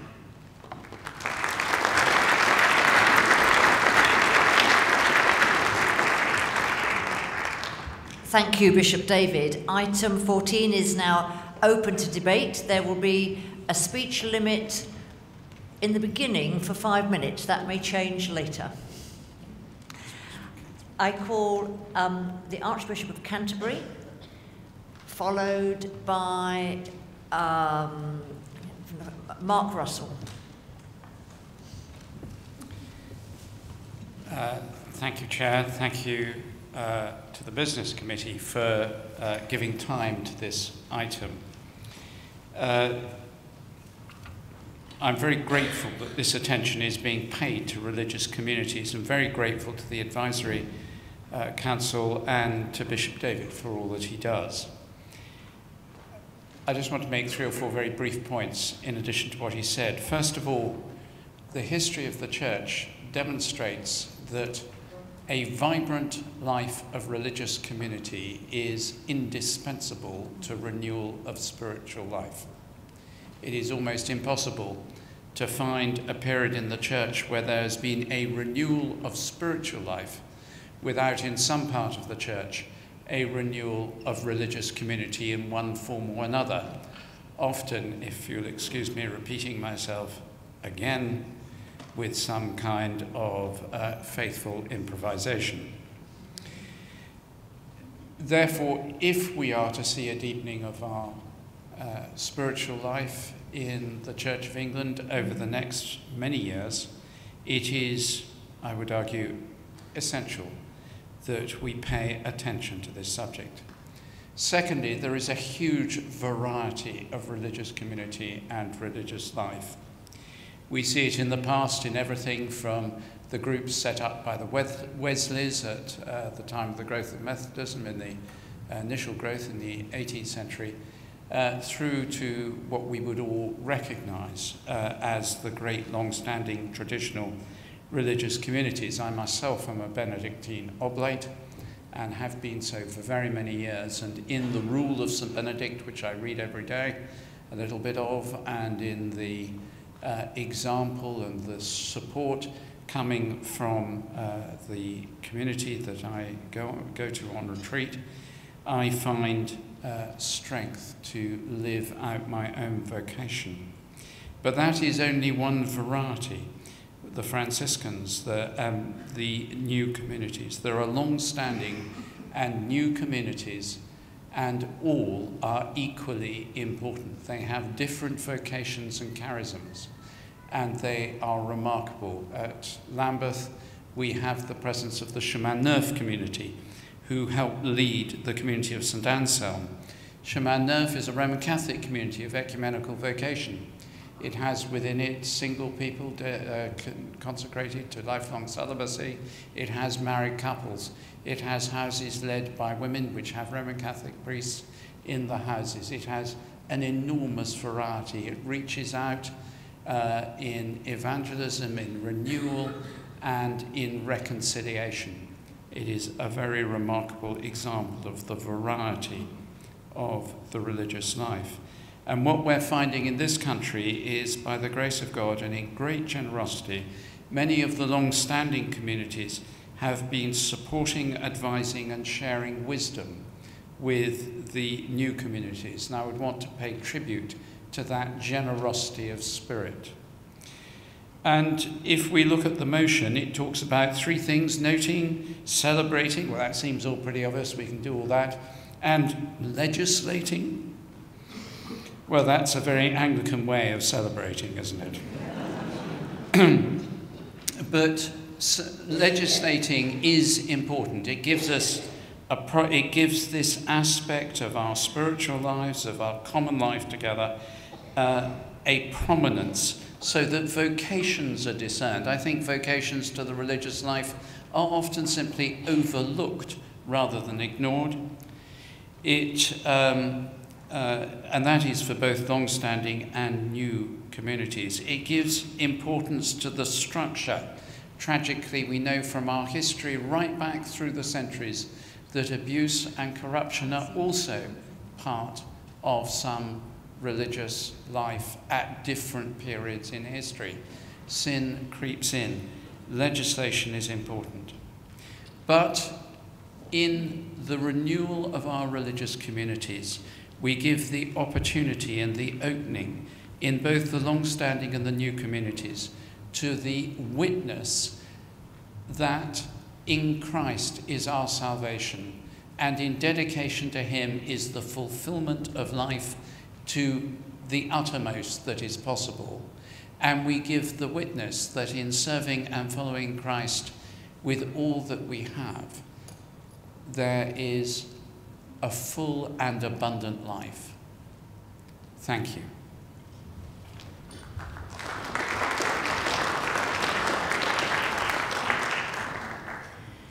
I call Mark Russell and then Gavin Kirk, and after Mark Russell has spoken, the speech limit will be reduced to 3 minutes.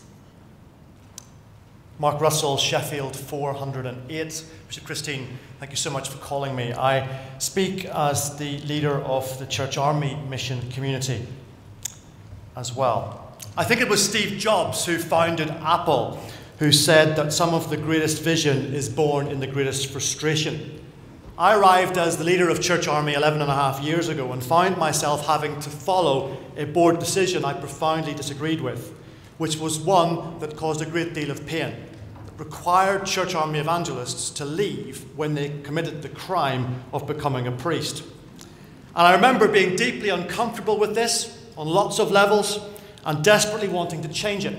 But for 122 years, whoever sat in my seat held different views on this matter, and the issue bounced like a ping pong back and forth. And every time it did, it left a generation of people injured and wounded. And I wanted to do something different that would take Church Army to a new place where nobody would ever have to address this question again. I wanted some sort of ontological change in Church Army.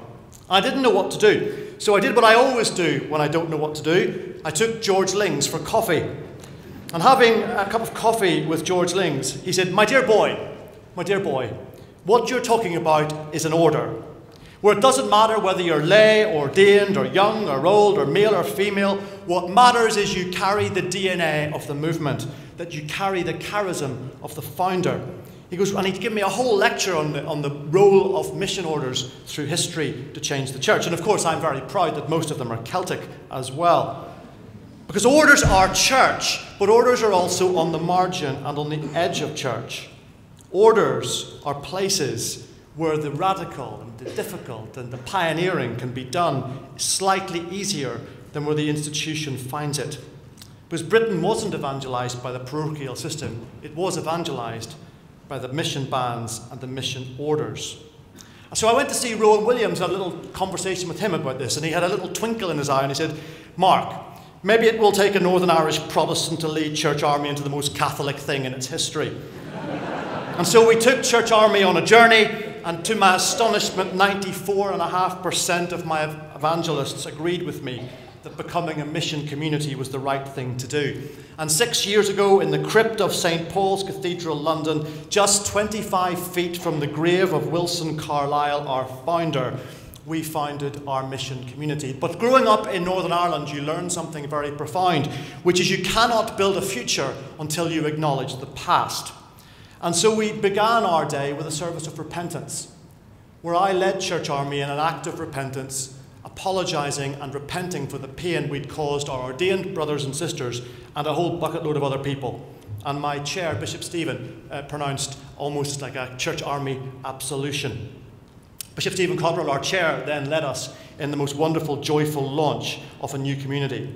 I wrote to every evangelist that we threw out. I took adverts out in the church press to say sorry, and I can tell you today that since then I have restored Church Army Commission to 73 clergy, each one of which has been a story of transformation and healing. One elderly priest had to go to the undertakers to collect his uniform so I could commission him again.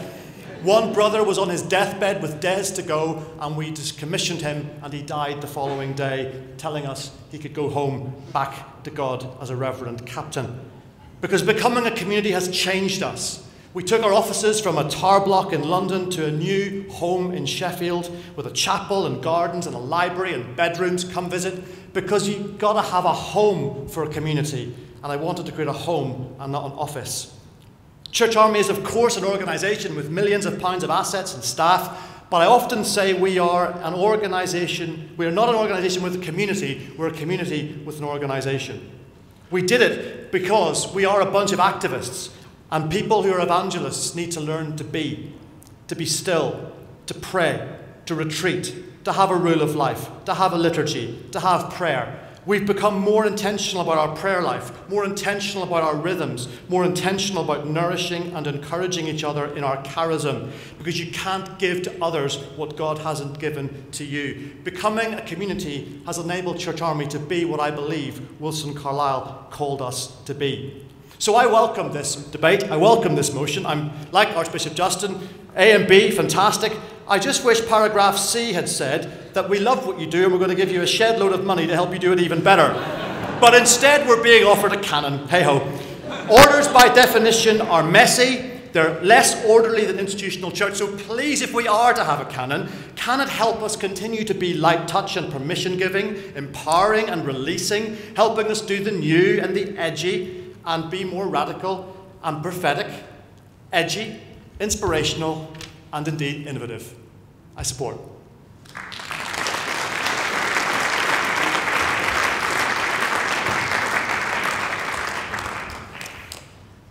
I call Gavin Kirk, and then the lady over there. That's, yes, you. And if I can remind you, the speech limit is now 3 minutes. Gavin Kirk, Lincoln 151, and I declare an interest as the warden of the Community of the Holy Cross, Community of Benedictine Anglican Nuns in Costock.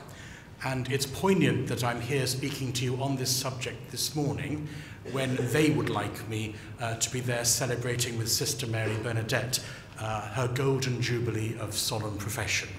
But she decided that it would be good for me to be here. In the 16th century, when the monastic orders in this country were dissolved, Parliament had to pass a piece of legislation it wasn't expecting to give former monks and nuns legal identity. Those that were still alive, that is. And there's a sense in which we're now completing that circle in seeking to give canonical recognition to the monastic orders, which have been so much part of the life of the Church of England for the last 150 years. Part of their contribution has always been to be counter-cultural. From the Desert Fathers to the Community of St. Anselm and New Monasticism, monastic way of life has been countercultural. But because it's ordered, it can very, very quickly become an enculturated society of its own. That is part of its strength. It's also part of its institutional weakness, because how does it relate to the rest of the church? This proposal will give some answer to that question. The religious life is prophetic. It's prophetic in the way that people give their lives, give their all, in order to be disciples of Jesus Christ in a particular way. As such, they are an example to all those of us whose commitment, at least in my own case, I sometimes worry, is slightly less than wholehearted. And they're prophetic in ways that we don't always imagine.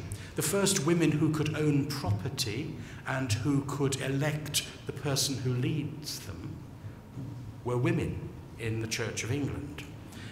The first women who were icons of Christ in their communities were the superiors of the Anglican women's religious orders, presaging the developments that have been achieved in recent years. Alongside being prophetic, they hallow time by punctuating the day with prayer for the world, for us, for themselves. In their poverty, they underscore our dependence upon God. In their relentless hospitality, they enable others to be resourced and refreshed. Yet, their existence is still not yet formally recognized at the deepest levels of the Church. there is, as has already been adduced, little publicity or encouragement often to consider religious life vocations. They're usually dependent upon one bishop for their connection to the church. So I welcome this move to affirm and support the vital resource in the life of our church, and I encourage Synod to do the same. Thank you.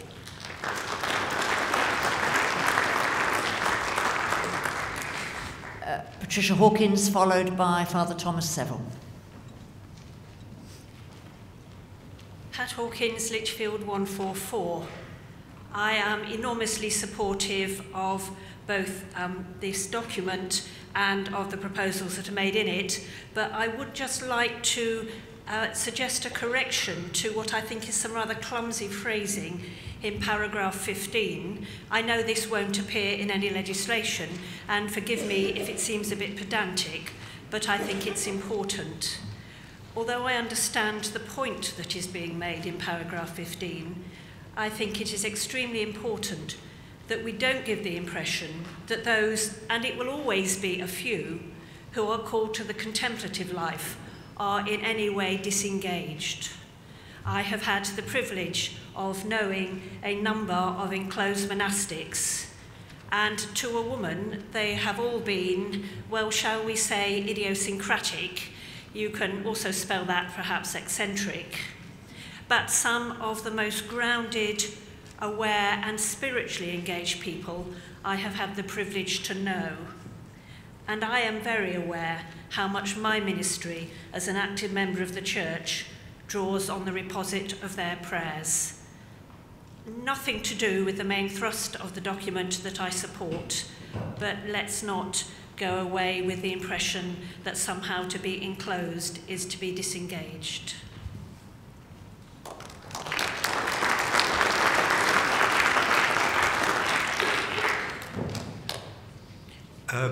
Thomas Seville, Religious Communities 446. I welcome this proposal very warmly. I share a great debt of gratitude to the Archbishop of Canterbury, along with my fellow religious, for the focus on the importance of communities for spiritual renewal in the church, for renewal in the church indeed. Which brings me, I'm sorry to be pedantic for once, to questions of language. For a long time, distinctions have been made in the Advisory Council for Religious between acknowledged and recognised. I don't think I'm short of a couple of brain cells, but the distinction is pretty obscure, and I have to remind myself constantly what they actually refer to. In any canon, I hope some attention is going to be used, given to the language used about the various kinds of communities, because there are various kinds of communities and various ways of describing them. And Canon Pat Hawkins has very helpfully identified the importance of the contemplative life, the contemplative communities. Arguably the strongest and I think the greatest example of a missionary community, of which there's no example in the Church of England, is the Charterhouse. And some of you may have seen that great film, The Great Silence, which is, Charterhouse, Carthusians are silent. It's never needed a reform. Most religious communities need a reform, and probably more often than they actually get them. The Charterhouse, no. So they come in all shapes and sizes. My own community comes in a mixed shape, largely monastic, largely Benedictine, but we probably find the term monastic best used of communities which, a bit like me, or a bit like Benedictines, rather than those like the Franciscans, who really do give up everything and are very peripatetic. They wander around. Friars. Most Franciscans would not like to be called a monk. There are actually some of my brethren who would like to be called a monk, but that's another matter. So I would like some care in our use of language. There are quite a few people among people like me who jibe at the term new monastic, because we find it quite hard to recognise excellent communities as actually monastic. There's a big difference. An important difference, I correct myself. So I welcome this canon. and look forward to a succinct, light touch formation. Thank you, Canon Russell.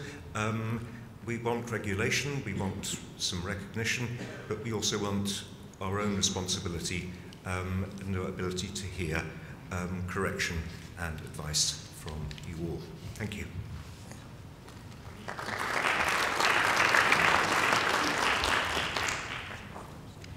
I call Andrew Nunn, followed by John Freeman.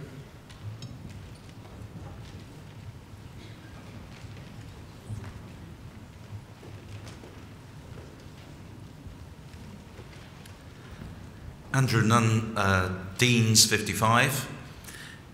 Last February, I was with the Bishop of Southwark and the Archdeacon of Southwark, travelling around Zimbabwe. And when we got to Manicaland, I said to Bishop Christopher, would you allow us just to make a detour, because we were going near Penalonga. And I always wanted to go to Penalonga and St Augustine's. And he very graciously allowed us to turn off the road and go and find this amazing church, St Augustine's, which is still a large school. And it was established by the Community of the Resurrection. I owe the shape of my priesthood to the Community of the Resurrection. It helped form me as a priest, but the religious life has helped form me as a Christian as well. The church I went to didn't produce many vocations to the priesthood. It produced lots of vocations, for some reason, to the religious life. And every part of the year, some sister or other would return to the church to visit her family while she was on vacation. And as a little chorister, I used to look through the lattice in the choir stalls at these nuns' feet, trudging past, making their way to the altar rail in their sandals and rather traditional habits. And that touched me deeply. But what I gave thanks for particularly was that missionary zeal that was in so many communities that were founded in the 19th century, that gave so much energy to the church, but also helped form us in schools, in theological colleges, in so many ways, serving communities, being out there. And I hope that whatever happens in the future with new expressions of the religious life, that missionary zeal, whether it be exercised in a life of prayer or outside of community walls, is something that we recover as well, because the church desperately needs that can help us form ourselves into whatever God is calling us into next. I can't thank religious communities in the Church of England enough for helping create whatever you see before you now, the best, and perhaps not always the best aspects of me, but thank you so much.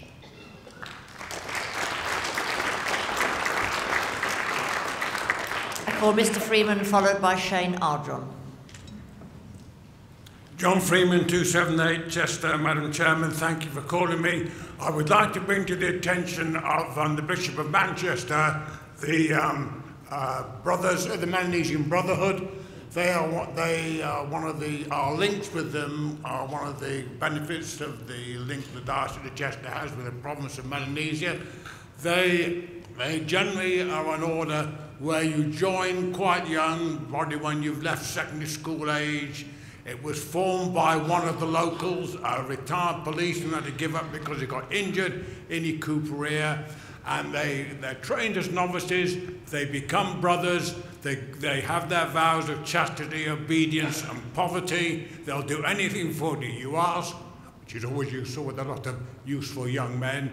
But they then normally return to their families subsequently. So it's that kind of life, that kind of order that I would like the Bishop of Manchester to consider. We have had 5 of them in the UK, which you have assisted through university. They have got BAs in theology, which they certainly couldn't have got out in the Melanesia, and one of whom became the first graduate of Chester University to become a bishop. So it has been a very fruitful link, and those guys have benefited from it. So bear that in mind, please, Bishop. Thank you.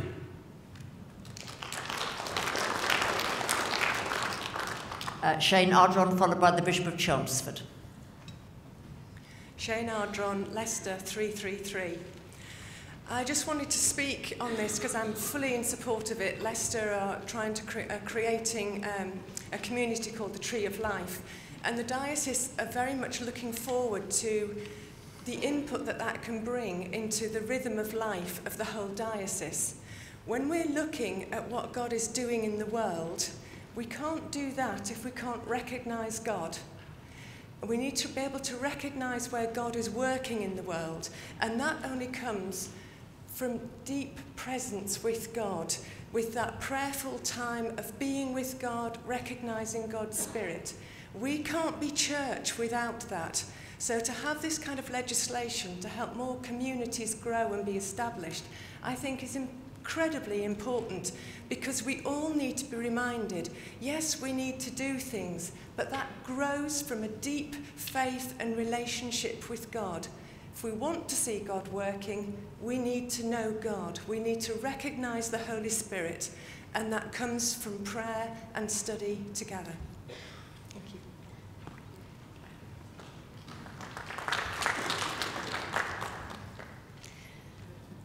The Bishop of Chelmsford, followed by Luke Miller.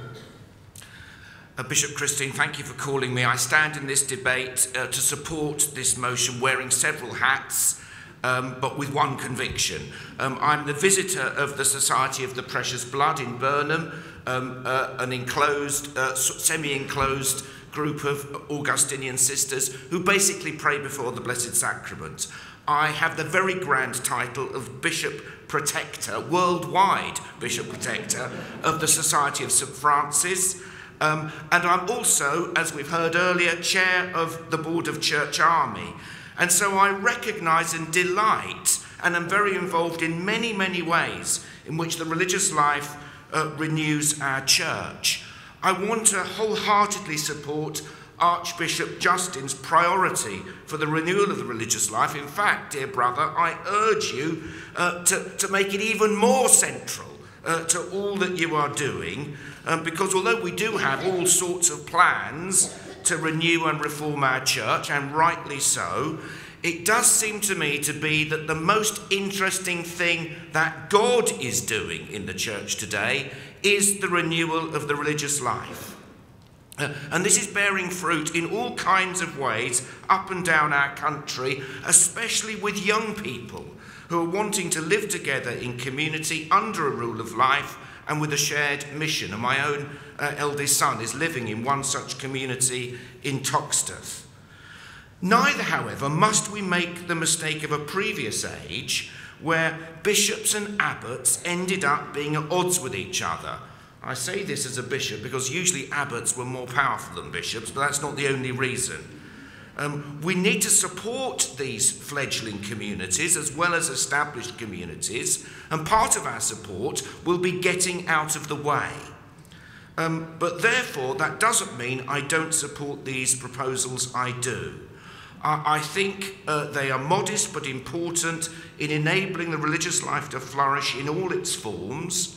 I certainly agree with Thomas Seville that we need to be very careful about the language that we use. I also, in the light of our previous discussions this morning, want to mention how important it will be for safeguarding that we get these things right for all religious communities. Finally, as was hinted at by my dear brother Mark, with whom I work with Church Army, let us remember Europe was not evangelised by vicars. The parochial system that we have inherited is a consequence of evangelisation, not its cause. In the main, the evangelisation of Europe happened through religious communities. And therefore it seems to me that it may well be likely that the re-evangelisation of Europe will happen in a similar way. Therefore, let us get the legislation right, but most of all, let us do all that we can to support what is a beautiful work of the Spirit in bringing renewal to our church.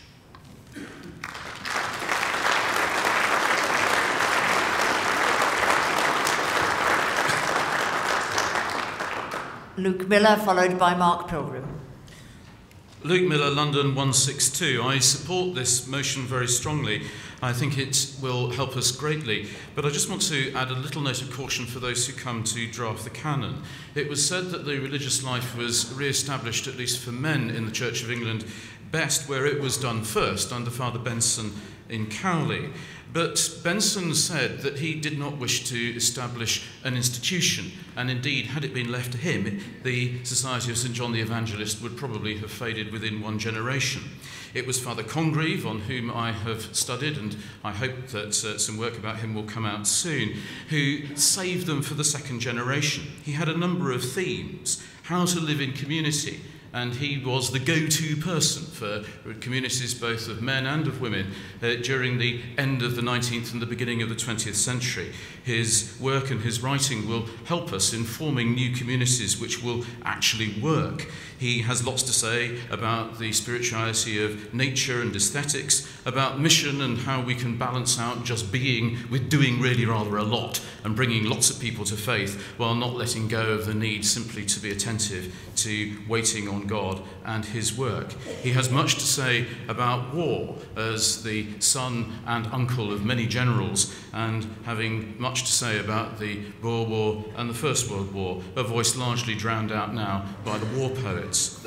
He spoke also about old age, and not about the extension of middle age, which we tend to talk about when we speak of the third age, but about how to die, how to decline, and how to fail. And the elephant in the room, perhaps, is that so many of those 19th century communities which he sought to help have indeed faded, as Benson said that they probably would. And in drafting a canon, the note of caution I would introduce is that let us not bind things around with so much institutionalization that we cannot allow the Holy Spirit to let flowers bloom for a time, and when their season is done, to fade and to go.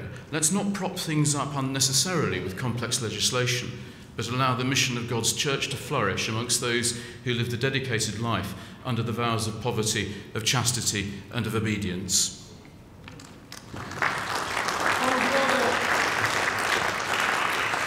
Point of order.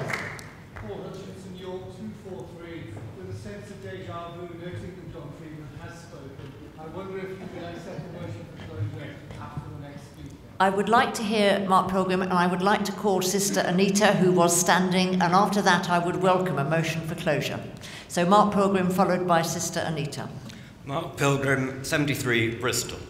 I stand to support this motion wholeheartedly and to emphasise that the impact of the religious life on the wider Christian community can be very profound indeed. In my own case, I seem to have a pathological aversion to be identified with any particular group or party apart from the Church of England and priesthood.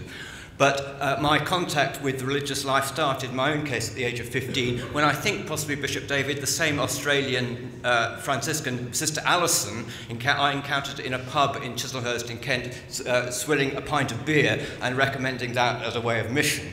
Has affected me profoundly. I went as an atheist at the age of 18 to the Taizé community and found faith there and became an ecumeniac. And as a youth officer for Bristol Diocese, I had the delight of leading young people from a pilgrimage from Bristol Cathedral to the Hillfield Franciscan House in Dorset over 4 days, and made a profound impact on those that travelled that road.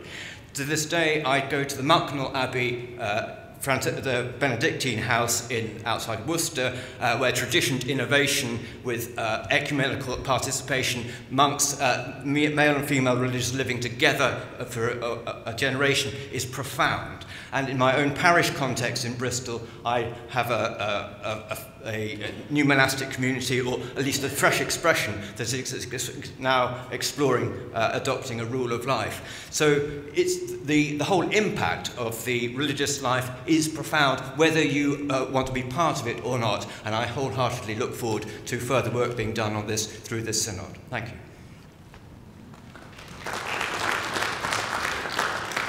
Sister Anita. Sister Anita Cook, Community of the Sisters of the Church 447. Thank you, Chair, for calling me. I'm currently serving as a licensed priest in the Diocese of Bath and Wells. I'm a member of the Advisory Council and also the Handbook Group, which Bishop Peter referred to. And as we know in Acts, we have the description of community in the early church. And it's surprising, but in this debate, it sounds like everybody knows about sisters, brothers, nuns and monks being in the Church of England, but it has been described as the best kept secret, not only in the Church of England, but also, I would say, in the Anglican community, the communion. We've been around for a while, and regarding General Synod, we've had officially elected representatives since 1970. And having that provision to elect representatives is, I think, I'm sure everybody here would agree, a major recognition. And having elected representatives here led to the Anglican Church of Canada having religious serving on their General Synod. So what we do in this synod does have implications in the rest of the communion. And the religious communities provided the chaplaincy team at the 2008 Lambeth Conference. And communities like my own, where we've got provinces in Australia, Canada, and the Solomon Islands, as well as here in the UK, provide a living expression of the communion. And it's a great delight that we have 3 primates from the communion with us at this synod. Communities have been serving the church in this particular expression of living out our baptismal vows for centuries. As we've already heard, both from the Archbishop and Bishop David and from others, we have in this synod people who are the wider members of the traditional recognised communities who serve as oblates, tertiaries, associates, and companions and friends, and they share in the prayer and the outreach of our communities. Because at the heart of every community is the commitment to a life of prayer, both individual and coming together for corporate prayer, though that's expressed in many different ways. Many communities have an active outreach ministry, as well as providing hospitality, space for people to come apart for a while. I urge you to support the canon when it comes before you. God calls some to make this commitment to living out our baptism and following Jesus by making a life commitment in what is known as the evangelical councils. And as an American Franciscan brother put it in the Solomons, no honey, no money, no messing about. It is a radical way of Christian living, the opposite of the me culture. Please pray that more people will respond to God's call in their lives. I ask you to share the secret that many more may know about it. Thank you.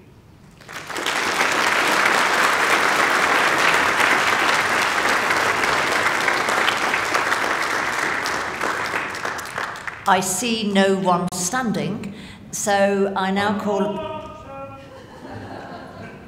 Would you accept a motion for closure on this item? Yes, I see no one standing, so we have no need of a motion for closure, and I now call upon the Bishop of Manchester. Bishop, you have up to 5 minutes. Thank you very much, Bishop, and thank you, Synod, for a very, very helpful debate this morning. Thank you, Archbishop, for reminding us that a vibrant life of religious community is not just a kind of optional extra for the Church, it is indispensable for the renewal of the spiritual life in the Church as a whole. Thank you for reminding us of the different charisms and vocations that there are within religious communities.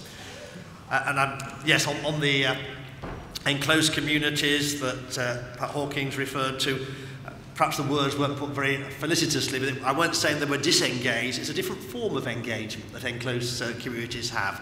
It's a way of engaging with the world very deeply, but from within the cloister, within the enclosure. And that's really quite an important part of the monastic tradition. Mark Russell suggested that we perhaps should have shed loads of money. There are shed loads of money.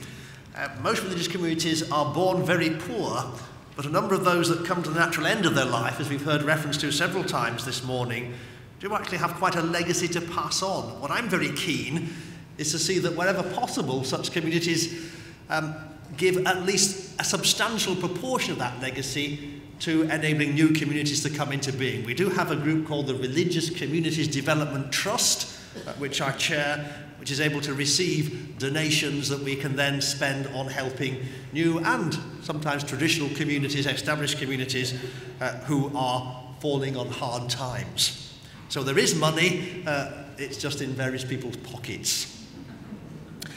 Gavin Kirk, please do pass on our greetings to Sister on her Golden Jubilee today, and for reminding us that communities have been prophetic and were some of the first bodies where women were elected into positions of responsibility and authority. And if we look at some of the great women abbesses of the first millennium, they were stand-out people. Long before women had the right to vote for Parliament or stand for synod, women were elected as superiors in our religious communities. Father Thomas Saville took us into the area of wording, of language. We have actually set up a special working party within the Advisory Council to look at language. We're not going to get it perfect. Language never stays where you want it to. I think Eliot reminded us that. The words, they slip, they change, they won't hold a particular meaning necessarily. So we can't promise that words will be ossified to refer to a particular thing forever, but we're sensitive to matters around language, and we will consider that probably alongside the canon. But I don't want the canon to become something that is very technical and very wordy. It needs to be, as several people have said this morning, it needs to be something that is simple. Andrew Nunn, thank you for some very moving accounts of the religious life there. John Freeman, yes, the Melanesian Brotherhood, and that taking a very formal traditional vow, but only for a set period of time, as has often been the case in the Buddhist monastic communities. Of course, some of the Melanesians, some of them among our great martyrs of the recent decades, a great witness to us all. A reminder that some communities, like, for example, the community of St Anselm at Lambeth Palace, like the Liabi community in Devon, you don't sort of stay in gathered community for the whole of your life. You spend a deeply formational time that fits you for mission and ministry in the church thereafter. The Leicester Tree of Life community, for example, that Shane Arden mentioned, being one such. Bishop Chelmsford, I always feel particularly protected when the Bishop of Chelmsford is around me as my Bishop Protector. Yes, getting out of the way, supporting the fledglings. We're not here to try to over-institutionalise, as Luke Miller reminded us as well. But Archdeacon Luke also mentioned issues around second generation, and that's often the critical moment for any religious community, how they make that translation from the original first generation to the second, when you do have to have a rather more attention to structure. Mark Pilgrim reminding us that Mucknell we have a mixed community, which has at one point had a Methodist member, I seem to recall, as well, and many new communities are ecumenical. Sister Anita reminding us that we do have elected reps at Synod, and what we do here makes a difference. Thank you for all those comments. Somebody also put on Twitter, I'm afraid one of my own Diocesan Synod representatives here, said watching me on the video was like the old Saturday morning matinee at the cinema, and he wondered whether I was going to be followed by a Western. Well, we have been talking about the frontiers, we've avoided a gunfight, and I hope we're now going to have a happy ending. Thank you, Synod.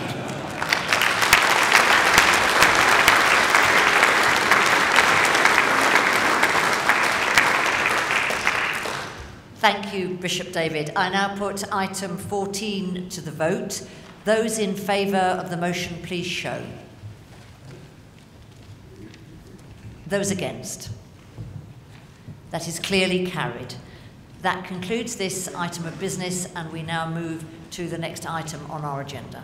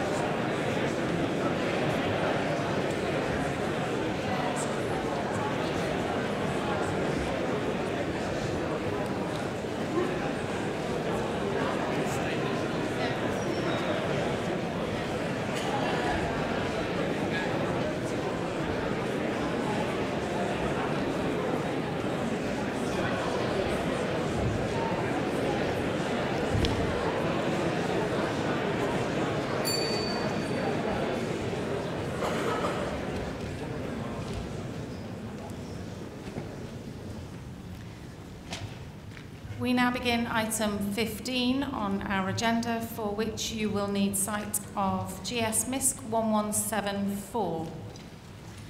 There'll be an introduction to the item by William Nye, followed by a presentation of about 20 minutes, after which we'll have some time for questions.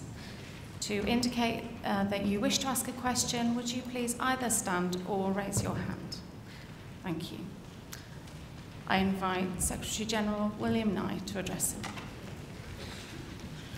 Thank you, Chairman. Good afternoon, Synod. I'll be very brief.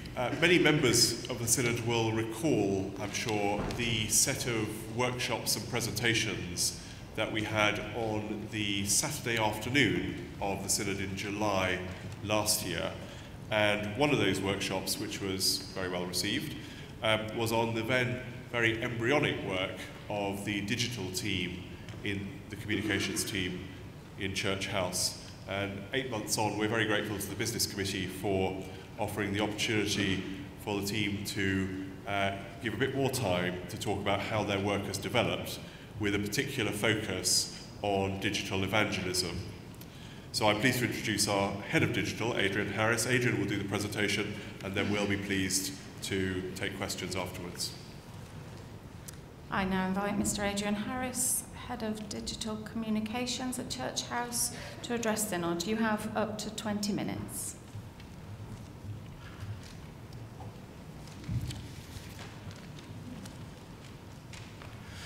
Good afternoon, Synod. I'm delighted to be speaking to you today and sharing details of the first full year of the work of the Church of England's digital communications team. As the background paper accompanying this presentation outlines, this is a 3-year programme of work. I have a short presentation and will speak for 20 minutes.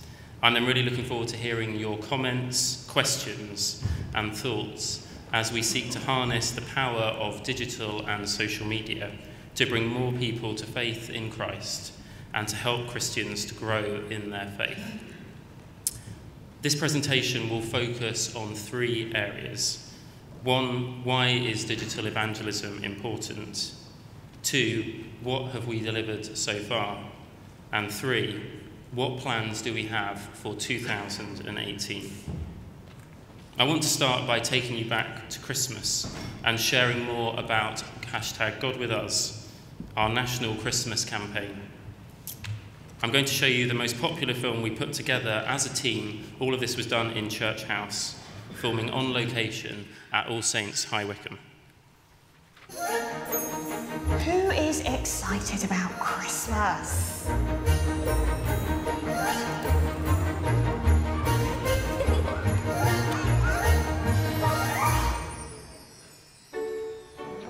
Good afternoon and welcome to All Saints Church.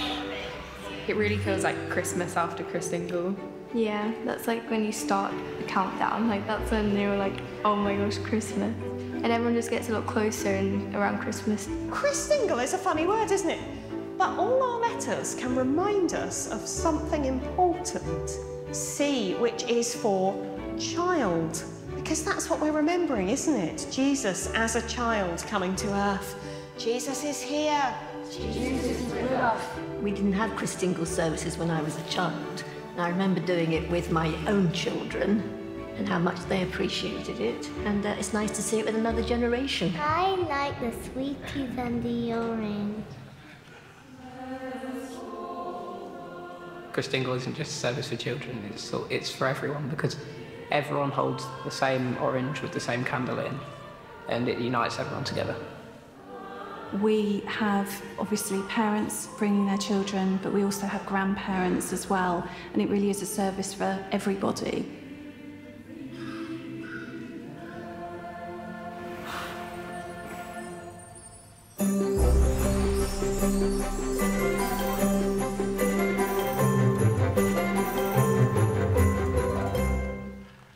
So there we go.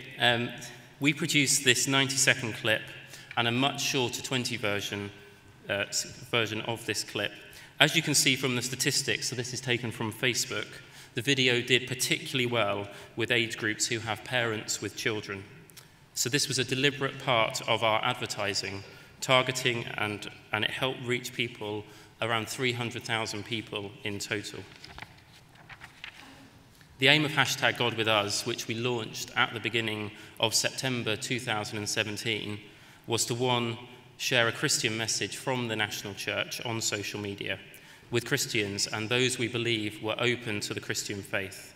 The second was to encourage people to attend a local Church of England church service in December.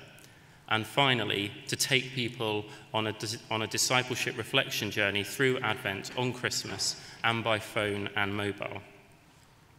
We're thrilled that the campaign, as you can see on the screen, had a reach of 6.8 million across England. It's important to note that some people may have seen this content more than once, but it is a significant step forward on our Christmas 2016 campaign. We've had really positive feedback from churches who took part in the campaign, who saw increased attendance as a result of it. Working closely with Church House Publishing, a key partner for digital communications in Church House on digital and print resources, we produced this booklet, Your Christmas Journey Reflection Resources, for social media and in print. Working closely with author John Kiddle, Archdeacon of Wandsworth, and Soul Food in Birmingham Diocese. We created resources to equip local churches, such as posters and logos. And we produced 3 films to encourage people to attend church at Christmas in 90-second and 20-second formats. The results of the campaign were 2 million reflection views received, 98,000 copies of the booklet sold and distributed to local churches, 844,000 views of the Your Christmas Journey reflection videos, 1.5 million page views of the new A Church Near You. Bringing print and digital together had a huge impact, and this is a model that we're repeating for Lent 2018. I'm now going to show a family prayer we shared on social media with a small amount of targeted spending. It received more than 200,000 views on Facebook alone.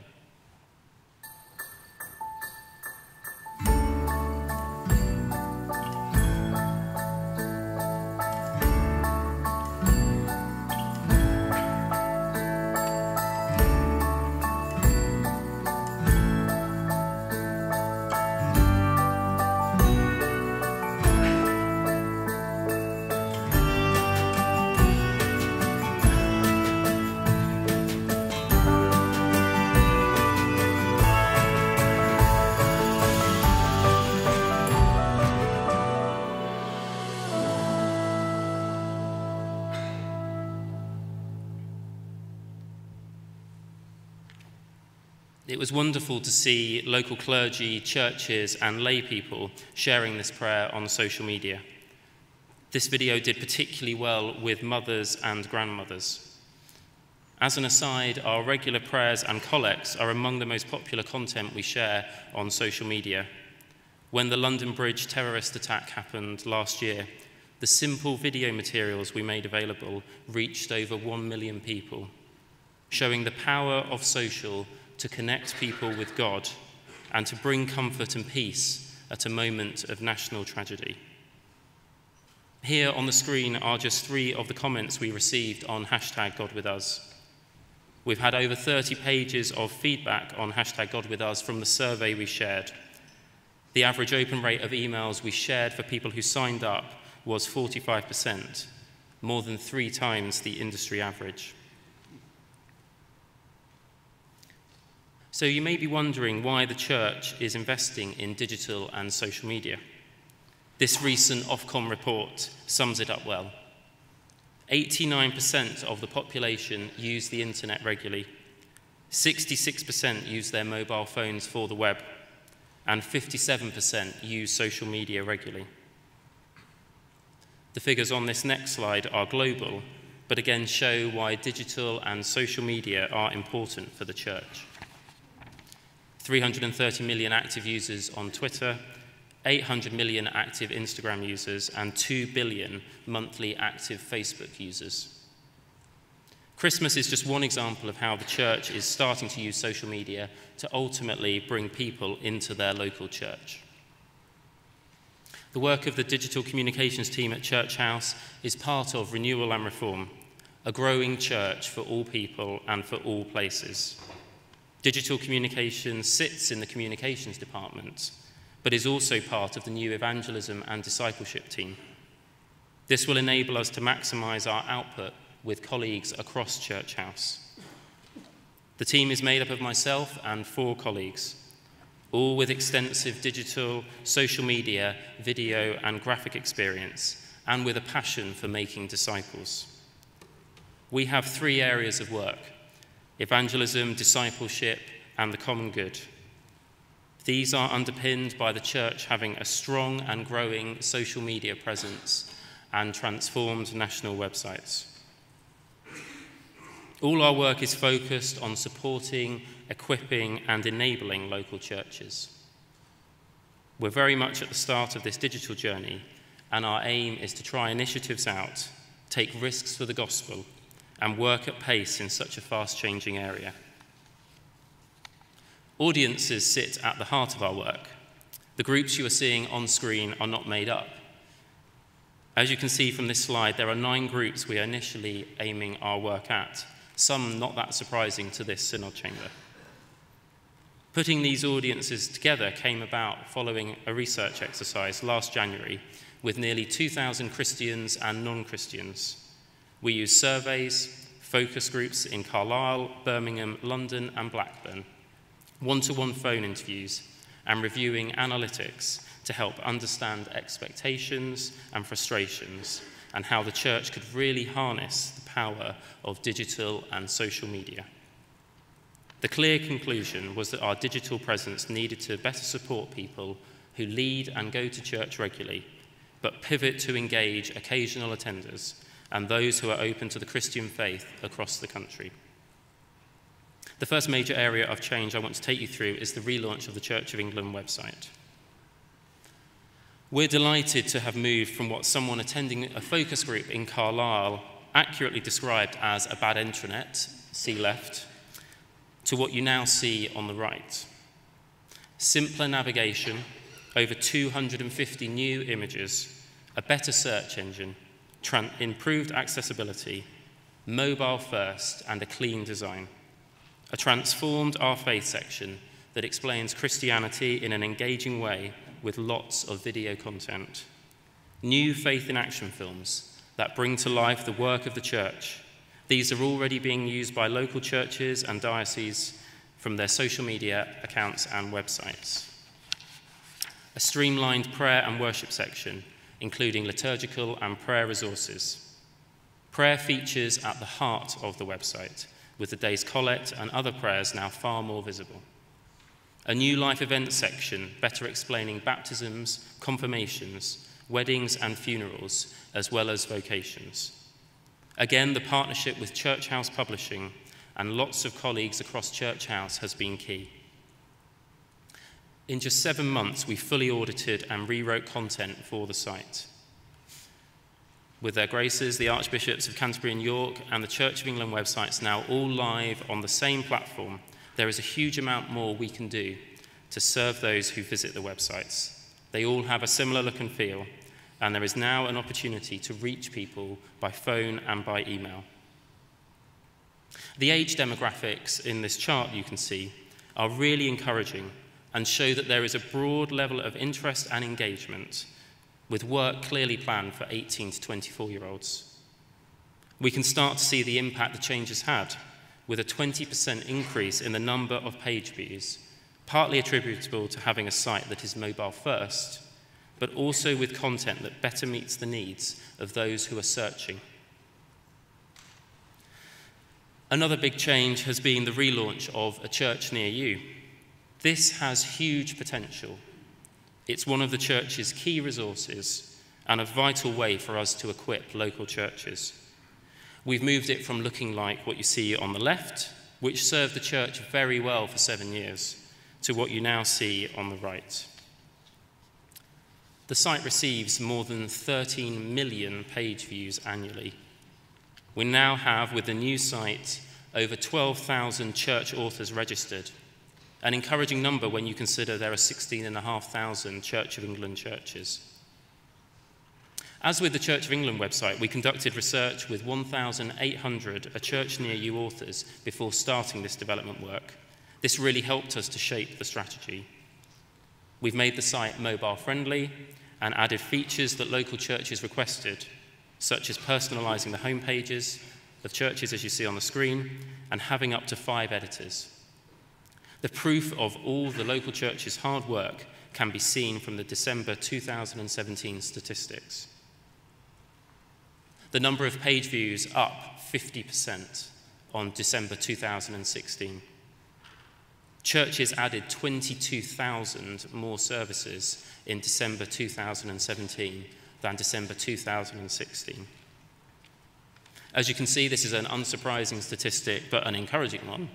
The peak in traffic was on Christmas Eve, which just shows how important the site is at Christmas. Another encouraging figure from the pie chart on the bottom right is that 69% of people who went to a church near you are first-time visitors. And again, the age demographics are very encouraging. As a synod and as a church, we should take heart from this. This year, a Church Near You development will focus on switching on a local church website capability. This means that churches can point a website at their A Church Near You page. There might be a small charge of several pounds a year for churches to buy the domain name, but the site will be provided by Church House free of charge, saving churches hundreds of pounds every year. We're going to improve the editor experience as well, continue to improve that. There's going to be a greater sharing of the analytics so that churches can see how their church pages are performing. Again, with the data we're seeing, lots of churches get thousands of page views every year and they just don't know it.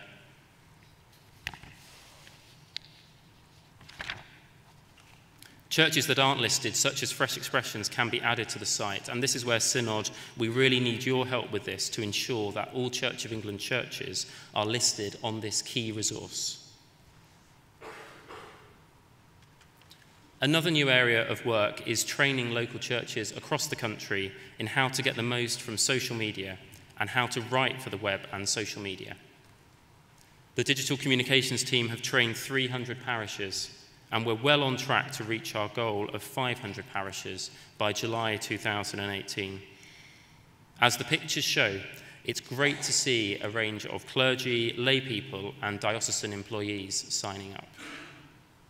The feedback we've received has been really encouraging.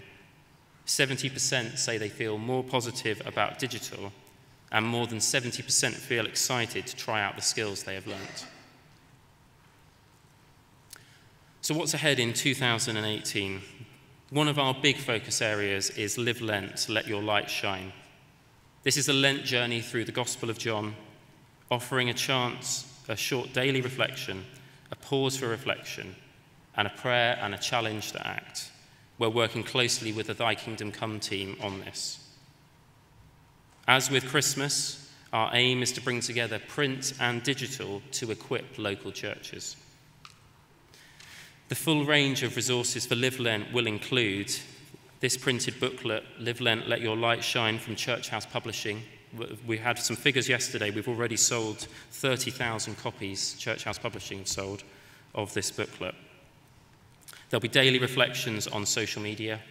We're producing an app for Android and iOS, including all the daily reflections material for free. There'll be email and text sign-ups, which proved very popular over Advent and Christmas for #GodWithUs, and additional downloadable resources, including group sessions, logos, and posters. So Synod, I urge you to take your phone out and get involved in Lent by texting Lent to 88802 to take the Lent journey with the Church of England this year. We also have digital labs taking place 2 weeks today, which will bring together Christian creatives and techies who have skills and passion to help people grow in faith of existing Christians and to bring more people to faith. We're going to partner with those attending to bring some of those ideas generated to reality. Synod, you can get involved by liking our Facebook page, which I hope you have all already done, and following #CAVLabs on Twitter. Finally, I want to close by sharing one of my favourite Faith in Action journeys. This is a film that's of a young adult called Joyce talking about her faith journey. We've recorded 20 films like this and have plans to release more in 2018. I'm Joyce and I am a college student down in Brighton. Over the summer we went to Soul Survivor, which is a youth conference. The worship in the main meetings is something that I don't forget. I am completely immersed in God. I think you get this chance for 5 days, solid, just spent in God's presence. At Soul Survivor this year I decided to get baptised. I really felt God pushing me to do it. I am declaring my faith in front of this many people. You can inspire people by them hearing how God's worked in your life, and I think that's a big thing about sharing your testimony with people. And I can even remember not being able to see because the water was in my eyes, but as I kind of cleared it away, like I saw my whole church family sitting in front of me, and I just felt so blessed. Knowing that I'm baptised in a Church of England church, it's like I feel part of a family now. Once you're in it, once you're propelled into the family and into God, then you're going to be living a life that you'll look back on and you won't regret.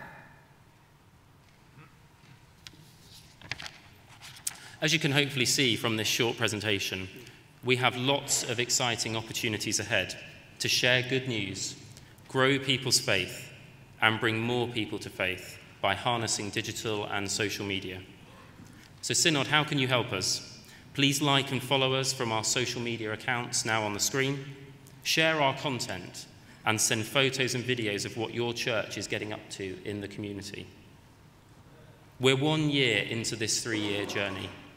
It's great to see the work of the digital communications team and local churches get recognised at several national award ceremonies over the last few months. We picked up 3 awards at an industry event this week for some of the initiatives I've just talked through. So Synod, many thanks for your time, and I look forward to answering any questions you have and welcome your thoughts and comments. Thank you.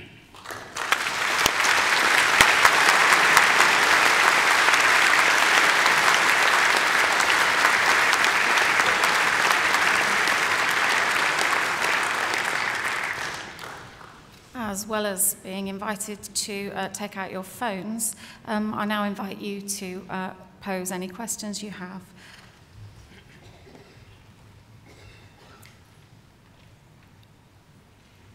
I would like to call Mrs. Enid Barron, followed by Andrew Williams, and then Priscilla White.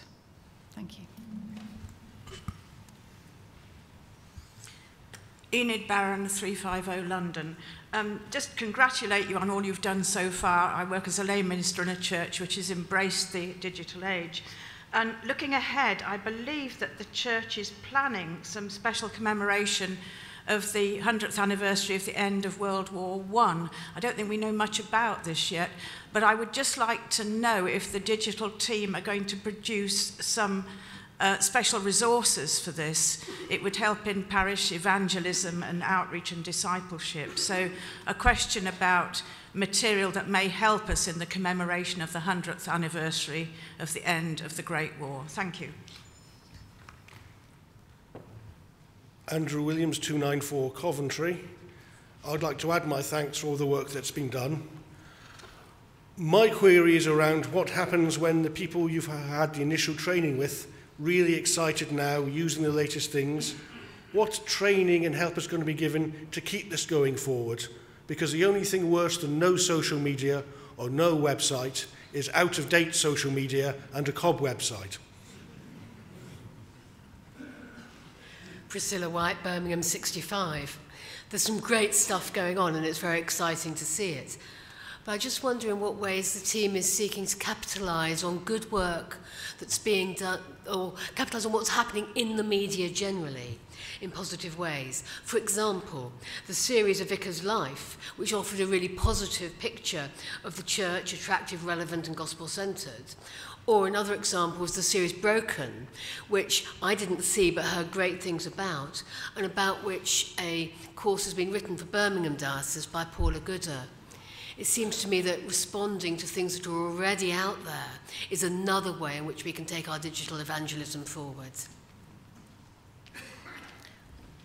I invite Adrian to respond. Thank you. So, on the question about World War I, there is a group formed across Church House, and a range of resources will be made available on the new website to commemorate that. On the second question about social media and how we continue the work from the training, we're working with local dioceses. We're happy, once we've done the initial batch of training, to go back. What we've been really encouraged by is the way that churches are picking up what they've learned and putting it into practice. And I think that's been really heartening for us, that people haven't just come to the training, they've actually taken the skills that they've learnt and carried on working with them. And on the third point about seeing content that's already out there, Hereford Diocese, I'm sure the Bishop of Hereford will be delighted to hear this, have worked really closely with us on A Vicar's Life. They recorded lots of extra footage, and what's been brilliant is we've been able to partner with Hereford and to share a lot of that content nationally, and we've run a lot of targeted social media advertising as part of it as well. So things are getting more joined up, and I think A Vicar's Life is a good example of that.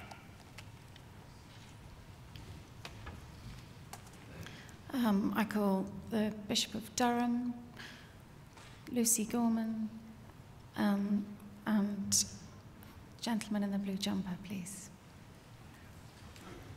Thank you. Paul Butler, Bishop of Durham 4. It is fantastic stuff, and thank you enormously. Could you tell us a little bit, given there are difficulties, but what's being done about the under-18s and how we're going to engage with children and teenagers through social media?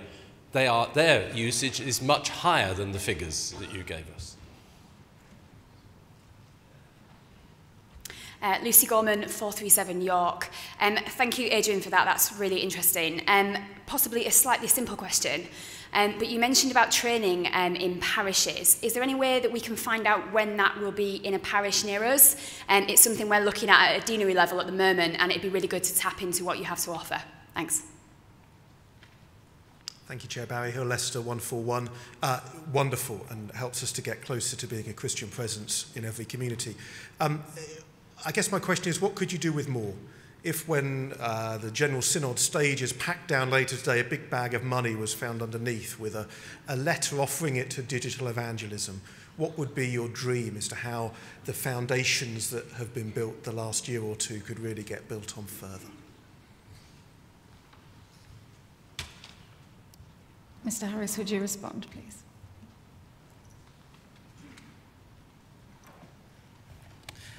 So on the first point about partnerships, there's absolutely a lot more that we want to do with that. That wasn't me.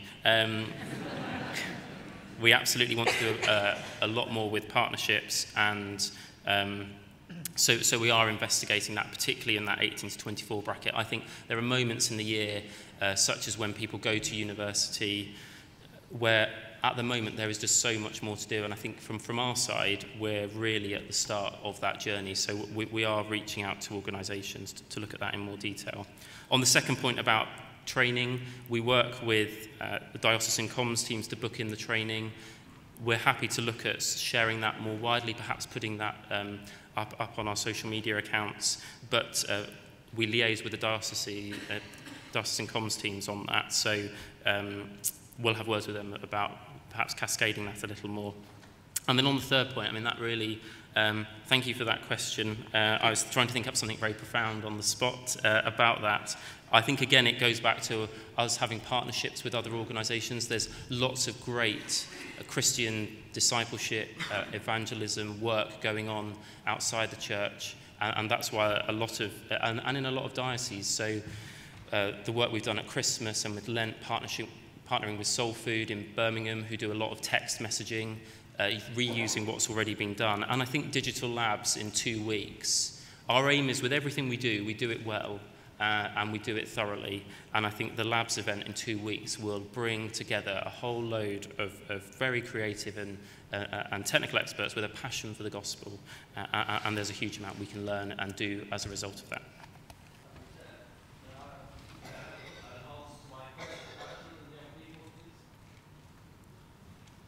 Mr. Harris? Mr. Harris? Sorry, Bishop Paul, I'm sure Adrian meant to say that absolutely children and young people are essential, and some of the work that's been done has been very much targeted towards 18 and 24s. I think there's a real question as to how we can do things which engage with teenagers, because one of the great challenges we have is we have all kinds of wonderful things which work really well for children in Key Stage 1 and Key Stage 2, but how do we engage with them in Key Stage 3 and Key Stage 4 and in the sixth form? Now, we have to be very careful to be ethical and appropriate in what we do in digital engagement with young people, but surely in this generation, the digital and social media aspect is so important in connecting up what churches do, what schools do, what families do, and what the young people themselves are doing. And the Archbishop said that he and both Archbishops had written recently to all bishops, encouraging conversations in all the dioceses about how churches, families and schools come together to support the faith journey of children and young people. And whatever answers there might be that come up from the diocese, and I'm sure there'll be all kinds of fabulous ideas coming up, in this generation we'll want a digital aspect to implementing whatever ideas come through, and the digital team are absolutely ready and waiting to help with that. Thank you. I would like to call Sarah Tupling, followed by the gentleman in the cream jacket, and followed by the gentleman with the green jacket, please. Yes.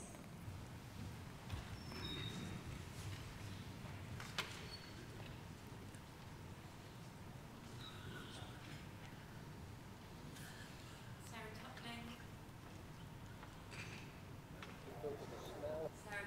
Tupling, 471, representing deaf Anglicans together.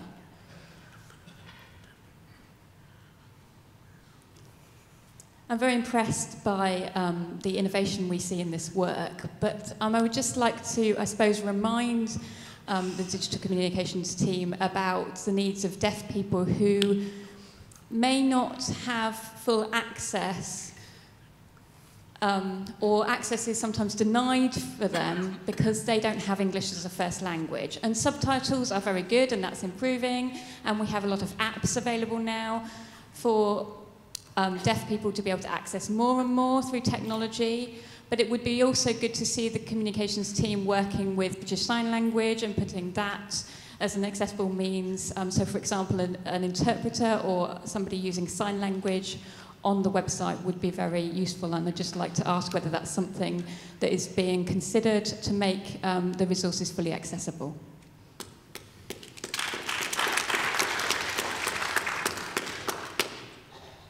George Newton Guildford, 126. Thank you for your presentation. I'm now more connected than I was half an hour ago. A question, I can see why a number of the things that were shown that appeal to mothers and grandmothers. So the question is there more work being done on things that will grab and connect with men?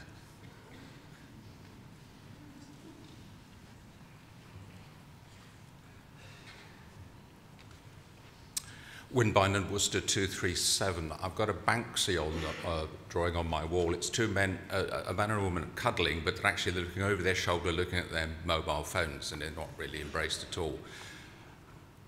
Will you have a theological background to make sure you don't buy into the me, me, me culture with a me, me, me gospel, which is a narrative I'm picking up from the conversation certainly yesterday. We don't have a me, me, me gospel. It's about Christ, not about me and my God. It's about God and me. And you need that theological correction so that we don't just buy into the me culture. That's my question. Thank you. Mr. Harris, Mr. Nye, would you respond?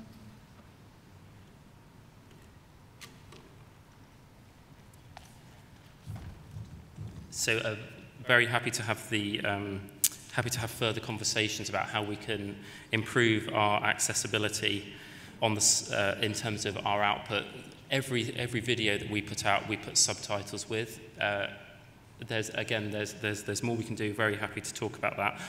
Another big change we've made with the new websites is for the archbishops and the church and a church near you, is they all have an A++ accessibility rating. So that's just one below the top. Our sites were nowhere near that before. So there has been some movements, but there's definitely more we can do, and I welcome the conversation on that. In terms of more content for men, yes, absolutely, we want to investigate that. I think because we're a year into the journey, it's been fascinating to look at the statistics from our Christmas campaign and to see that what's worked with different audiences, but absolutely we're looking at that. And in terms of the theological oversight, we work with a range of people across Church House. We work in terms of our resources as well. These are, we work with clergy and lay people from across a range of traditions, so whether that's for Lent, whether that's with God with us, and again, we're very much at the start of the journey. So thank you.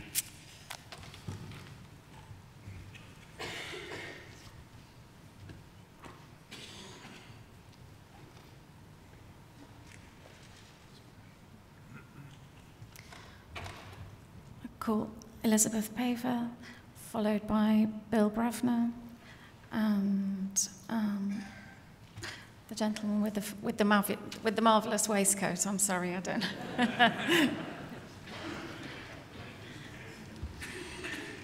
Chair, my question goes back to that of how do we know what the young people want and how can we contact them.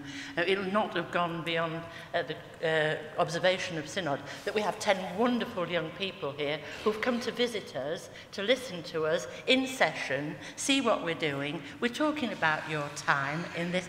Please, you heard it. I'm sure they'll want you to say, tell us. Tell us, when you leave here, get on your social media and get in touch and let us know how we can better come to. But thank you for coming today.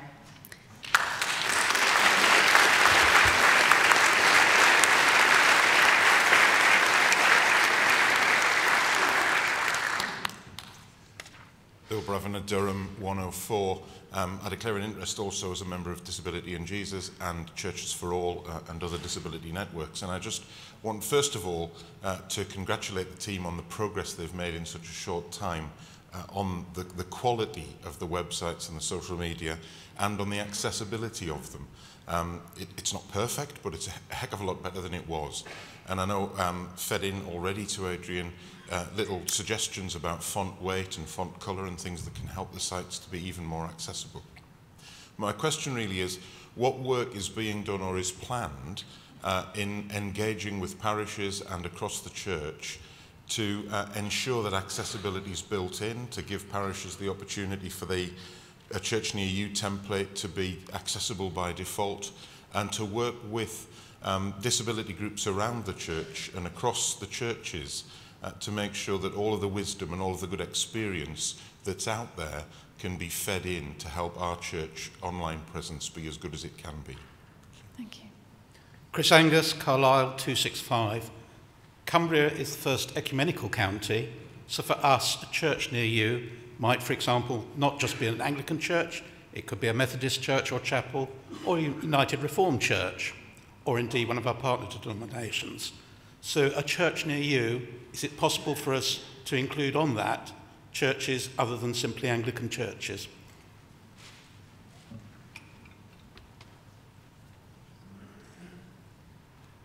Mr. Harris, thank you.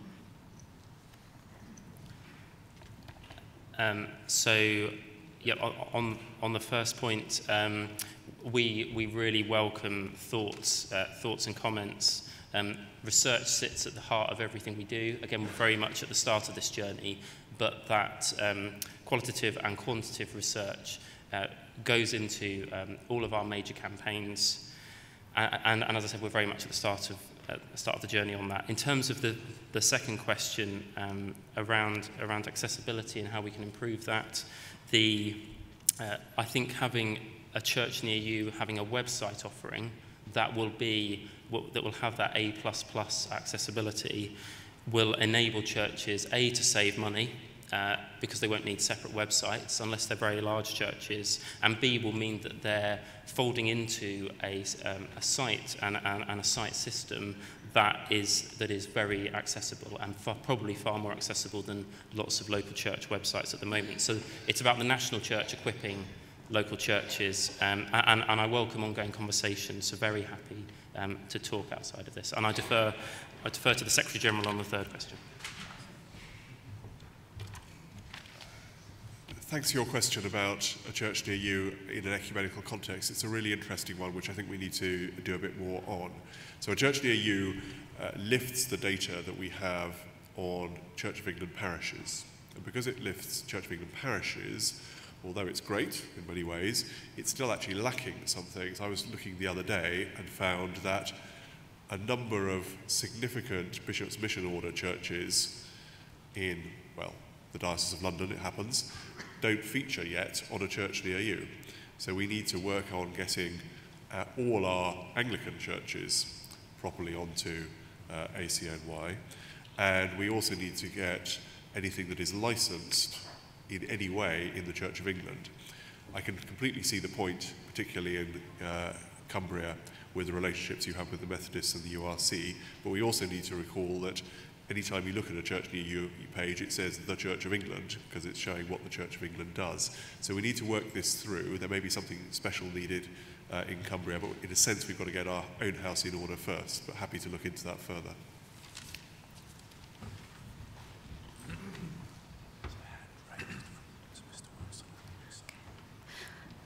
Can I remind you to keep your questions as brief as possible, please? We're 5 minutes away from adjourning and there's lots of interest. So I call, please, the Bishop of St Alban, followed by Mr Wilson, and followed by the lady with the red scarf, please. Alan Smith, 34. I want to ask a question about digital evangelism. Whenever I conduct confirmations, I try to ask the people who are being confirmed what's brought them to faith. I rarely hear anything about social media. What I normally hear is people saying, a friend, I was impressed by a friend's faith, they invited me along, I joined a group where we started exploring faith. In other words, it's a very incarnational approach. I remember when we used to have be putting posters around parishes, all the research in those days. My question is this: when you are giving training on how to use social media, will you also include the vital importance of how we invite, befriend and invite people personally, not just rely on social media by itself?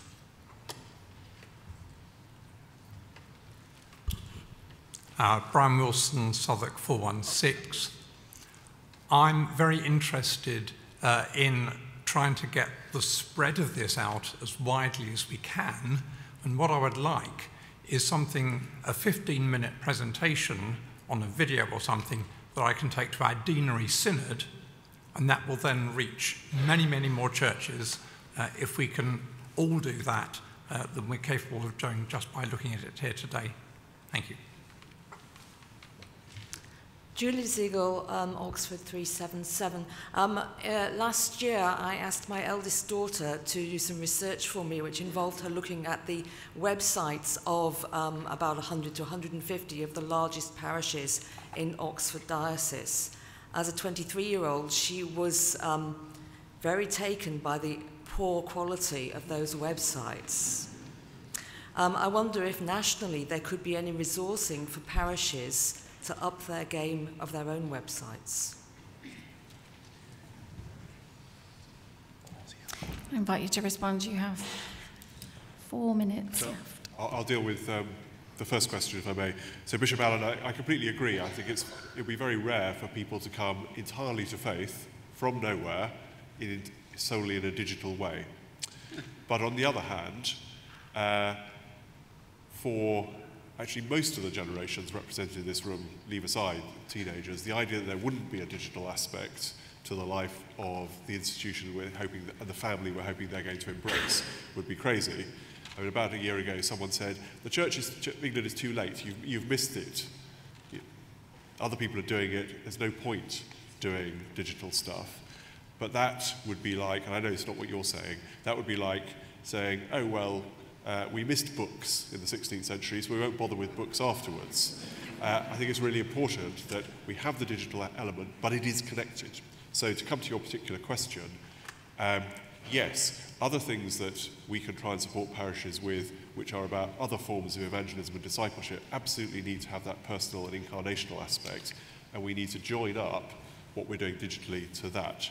So Adrian's team also works as part of a wider evangelism and discipleship team based here in Church House, which is trying to make sure that all those things come together as far as possible.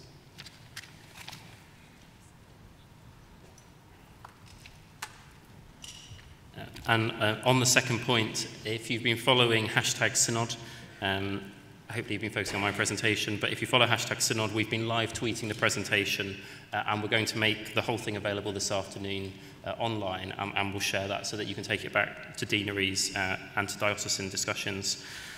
On the third point about parish resources and parish websites, that's all part of our plan that by the summer of this year you will be able to, within a church near you for free, but with a small charge for a website domain name, to turn your church page into a church site for free. So that's something we'll be offering from the summer. Synod, thank you. Lunch is upon us and I'm afraid we must adjourn.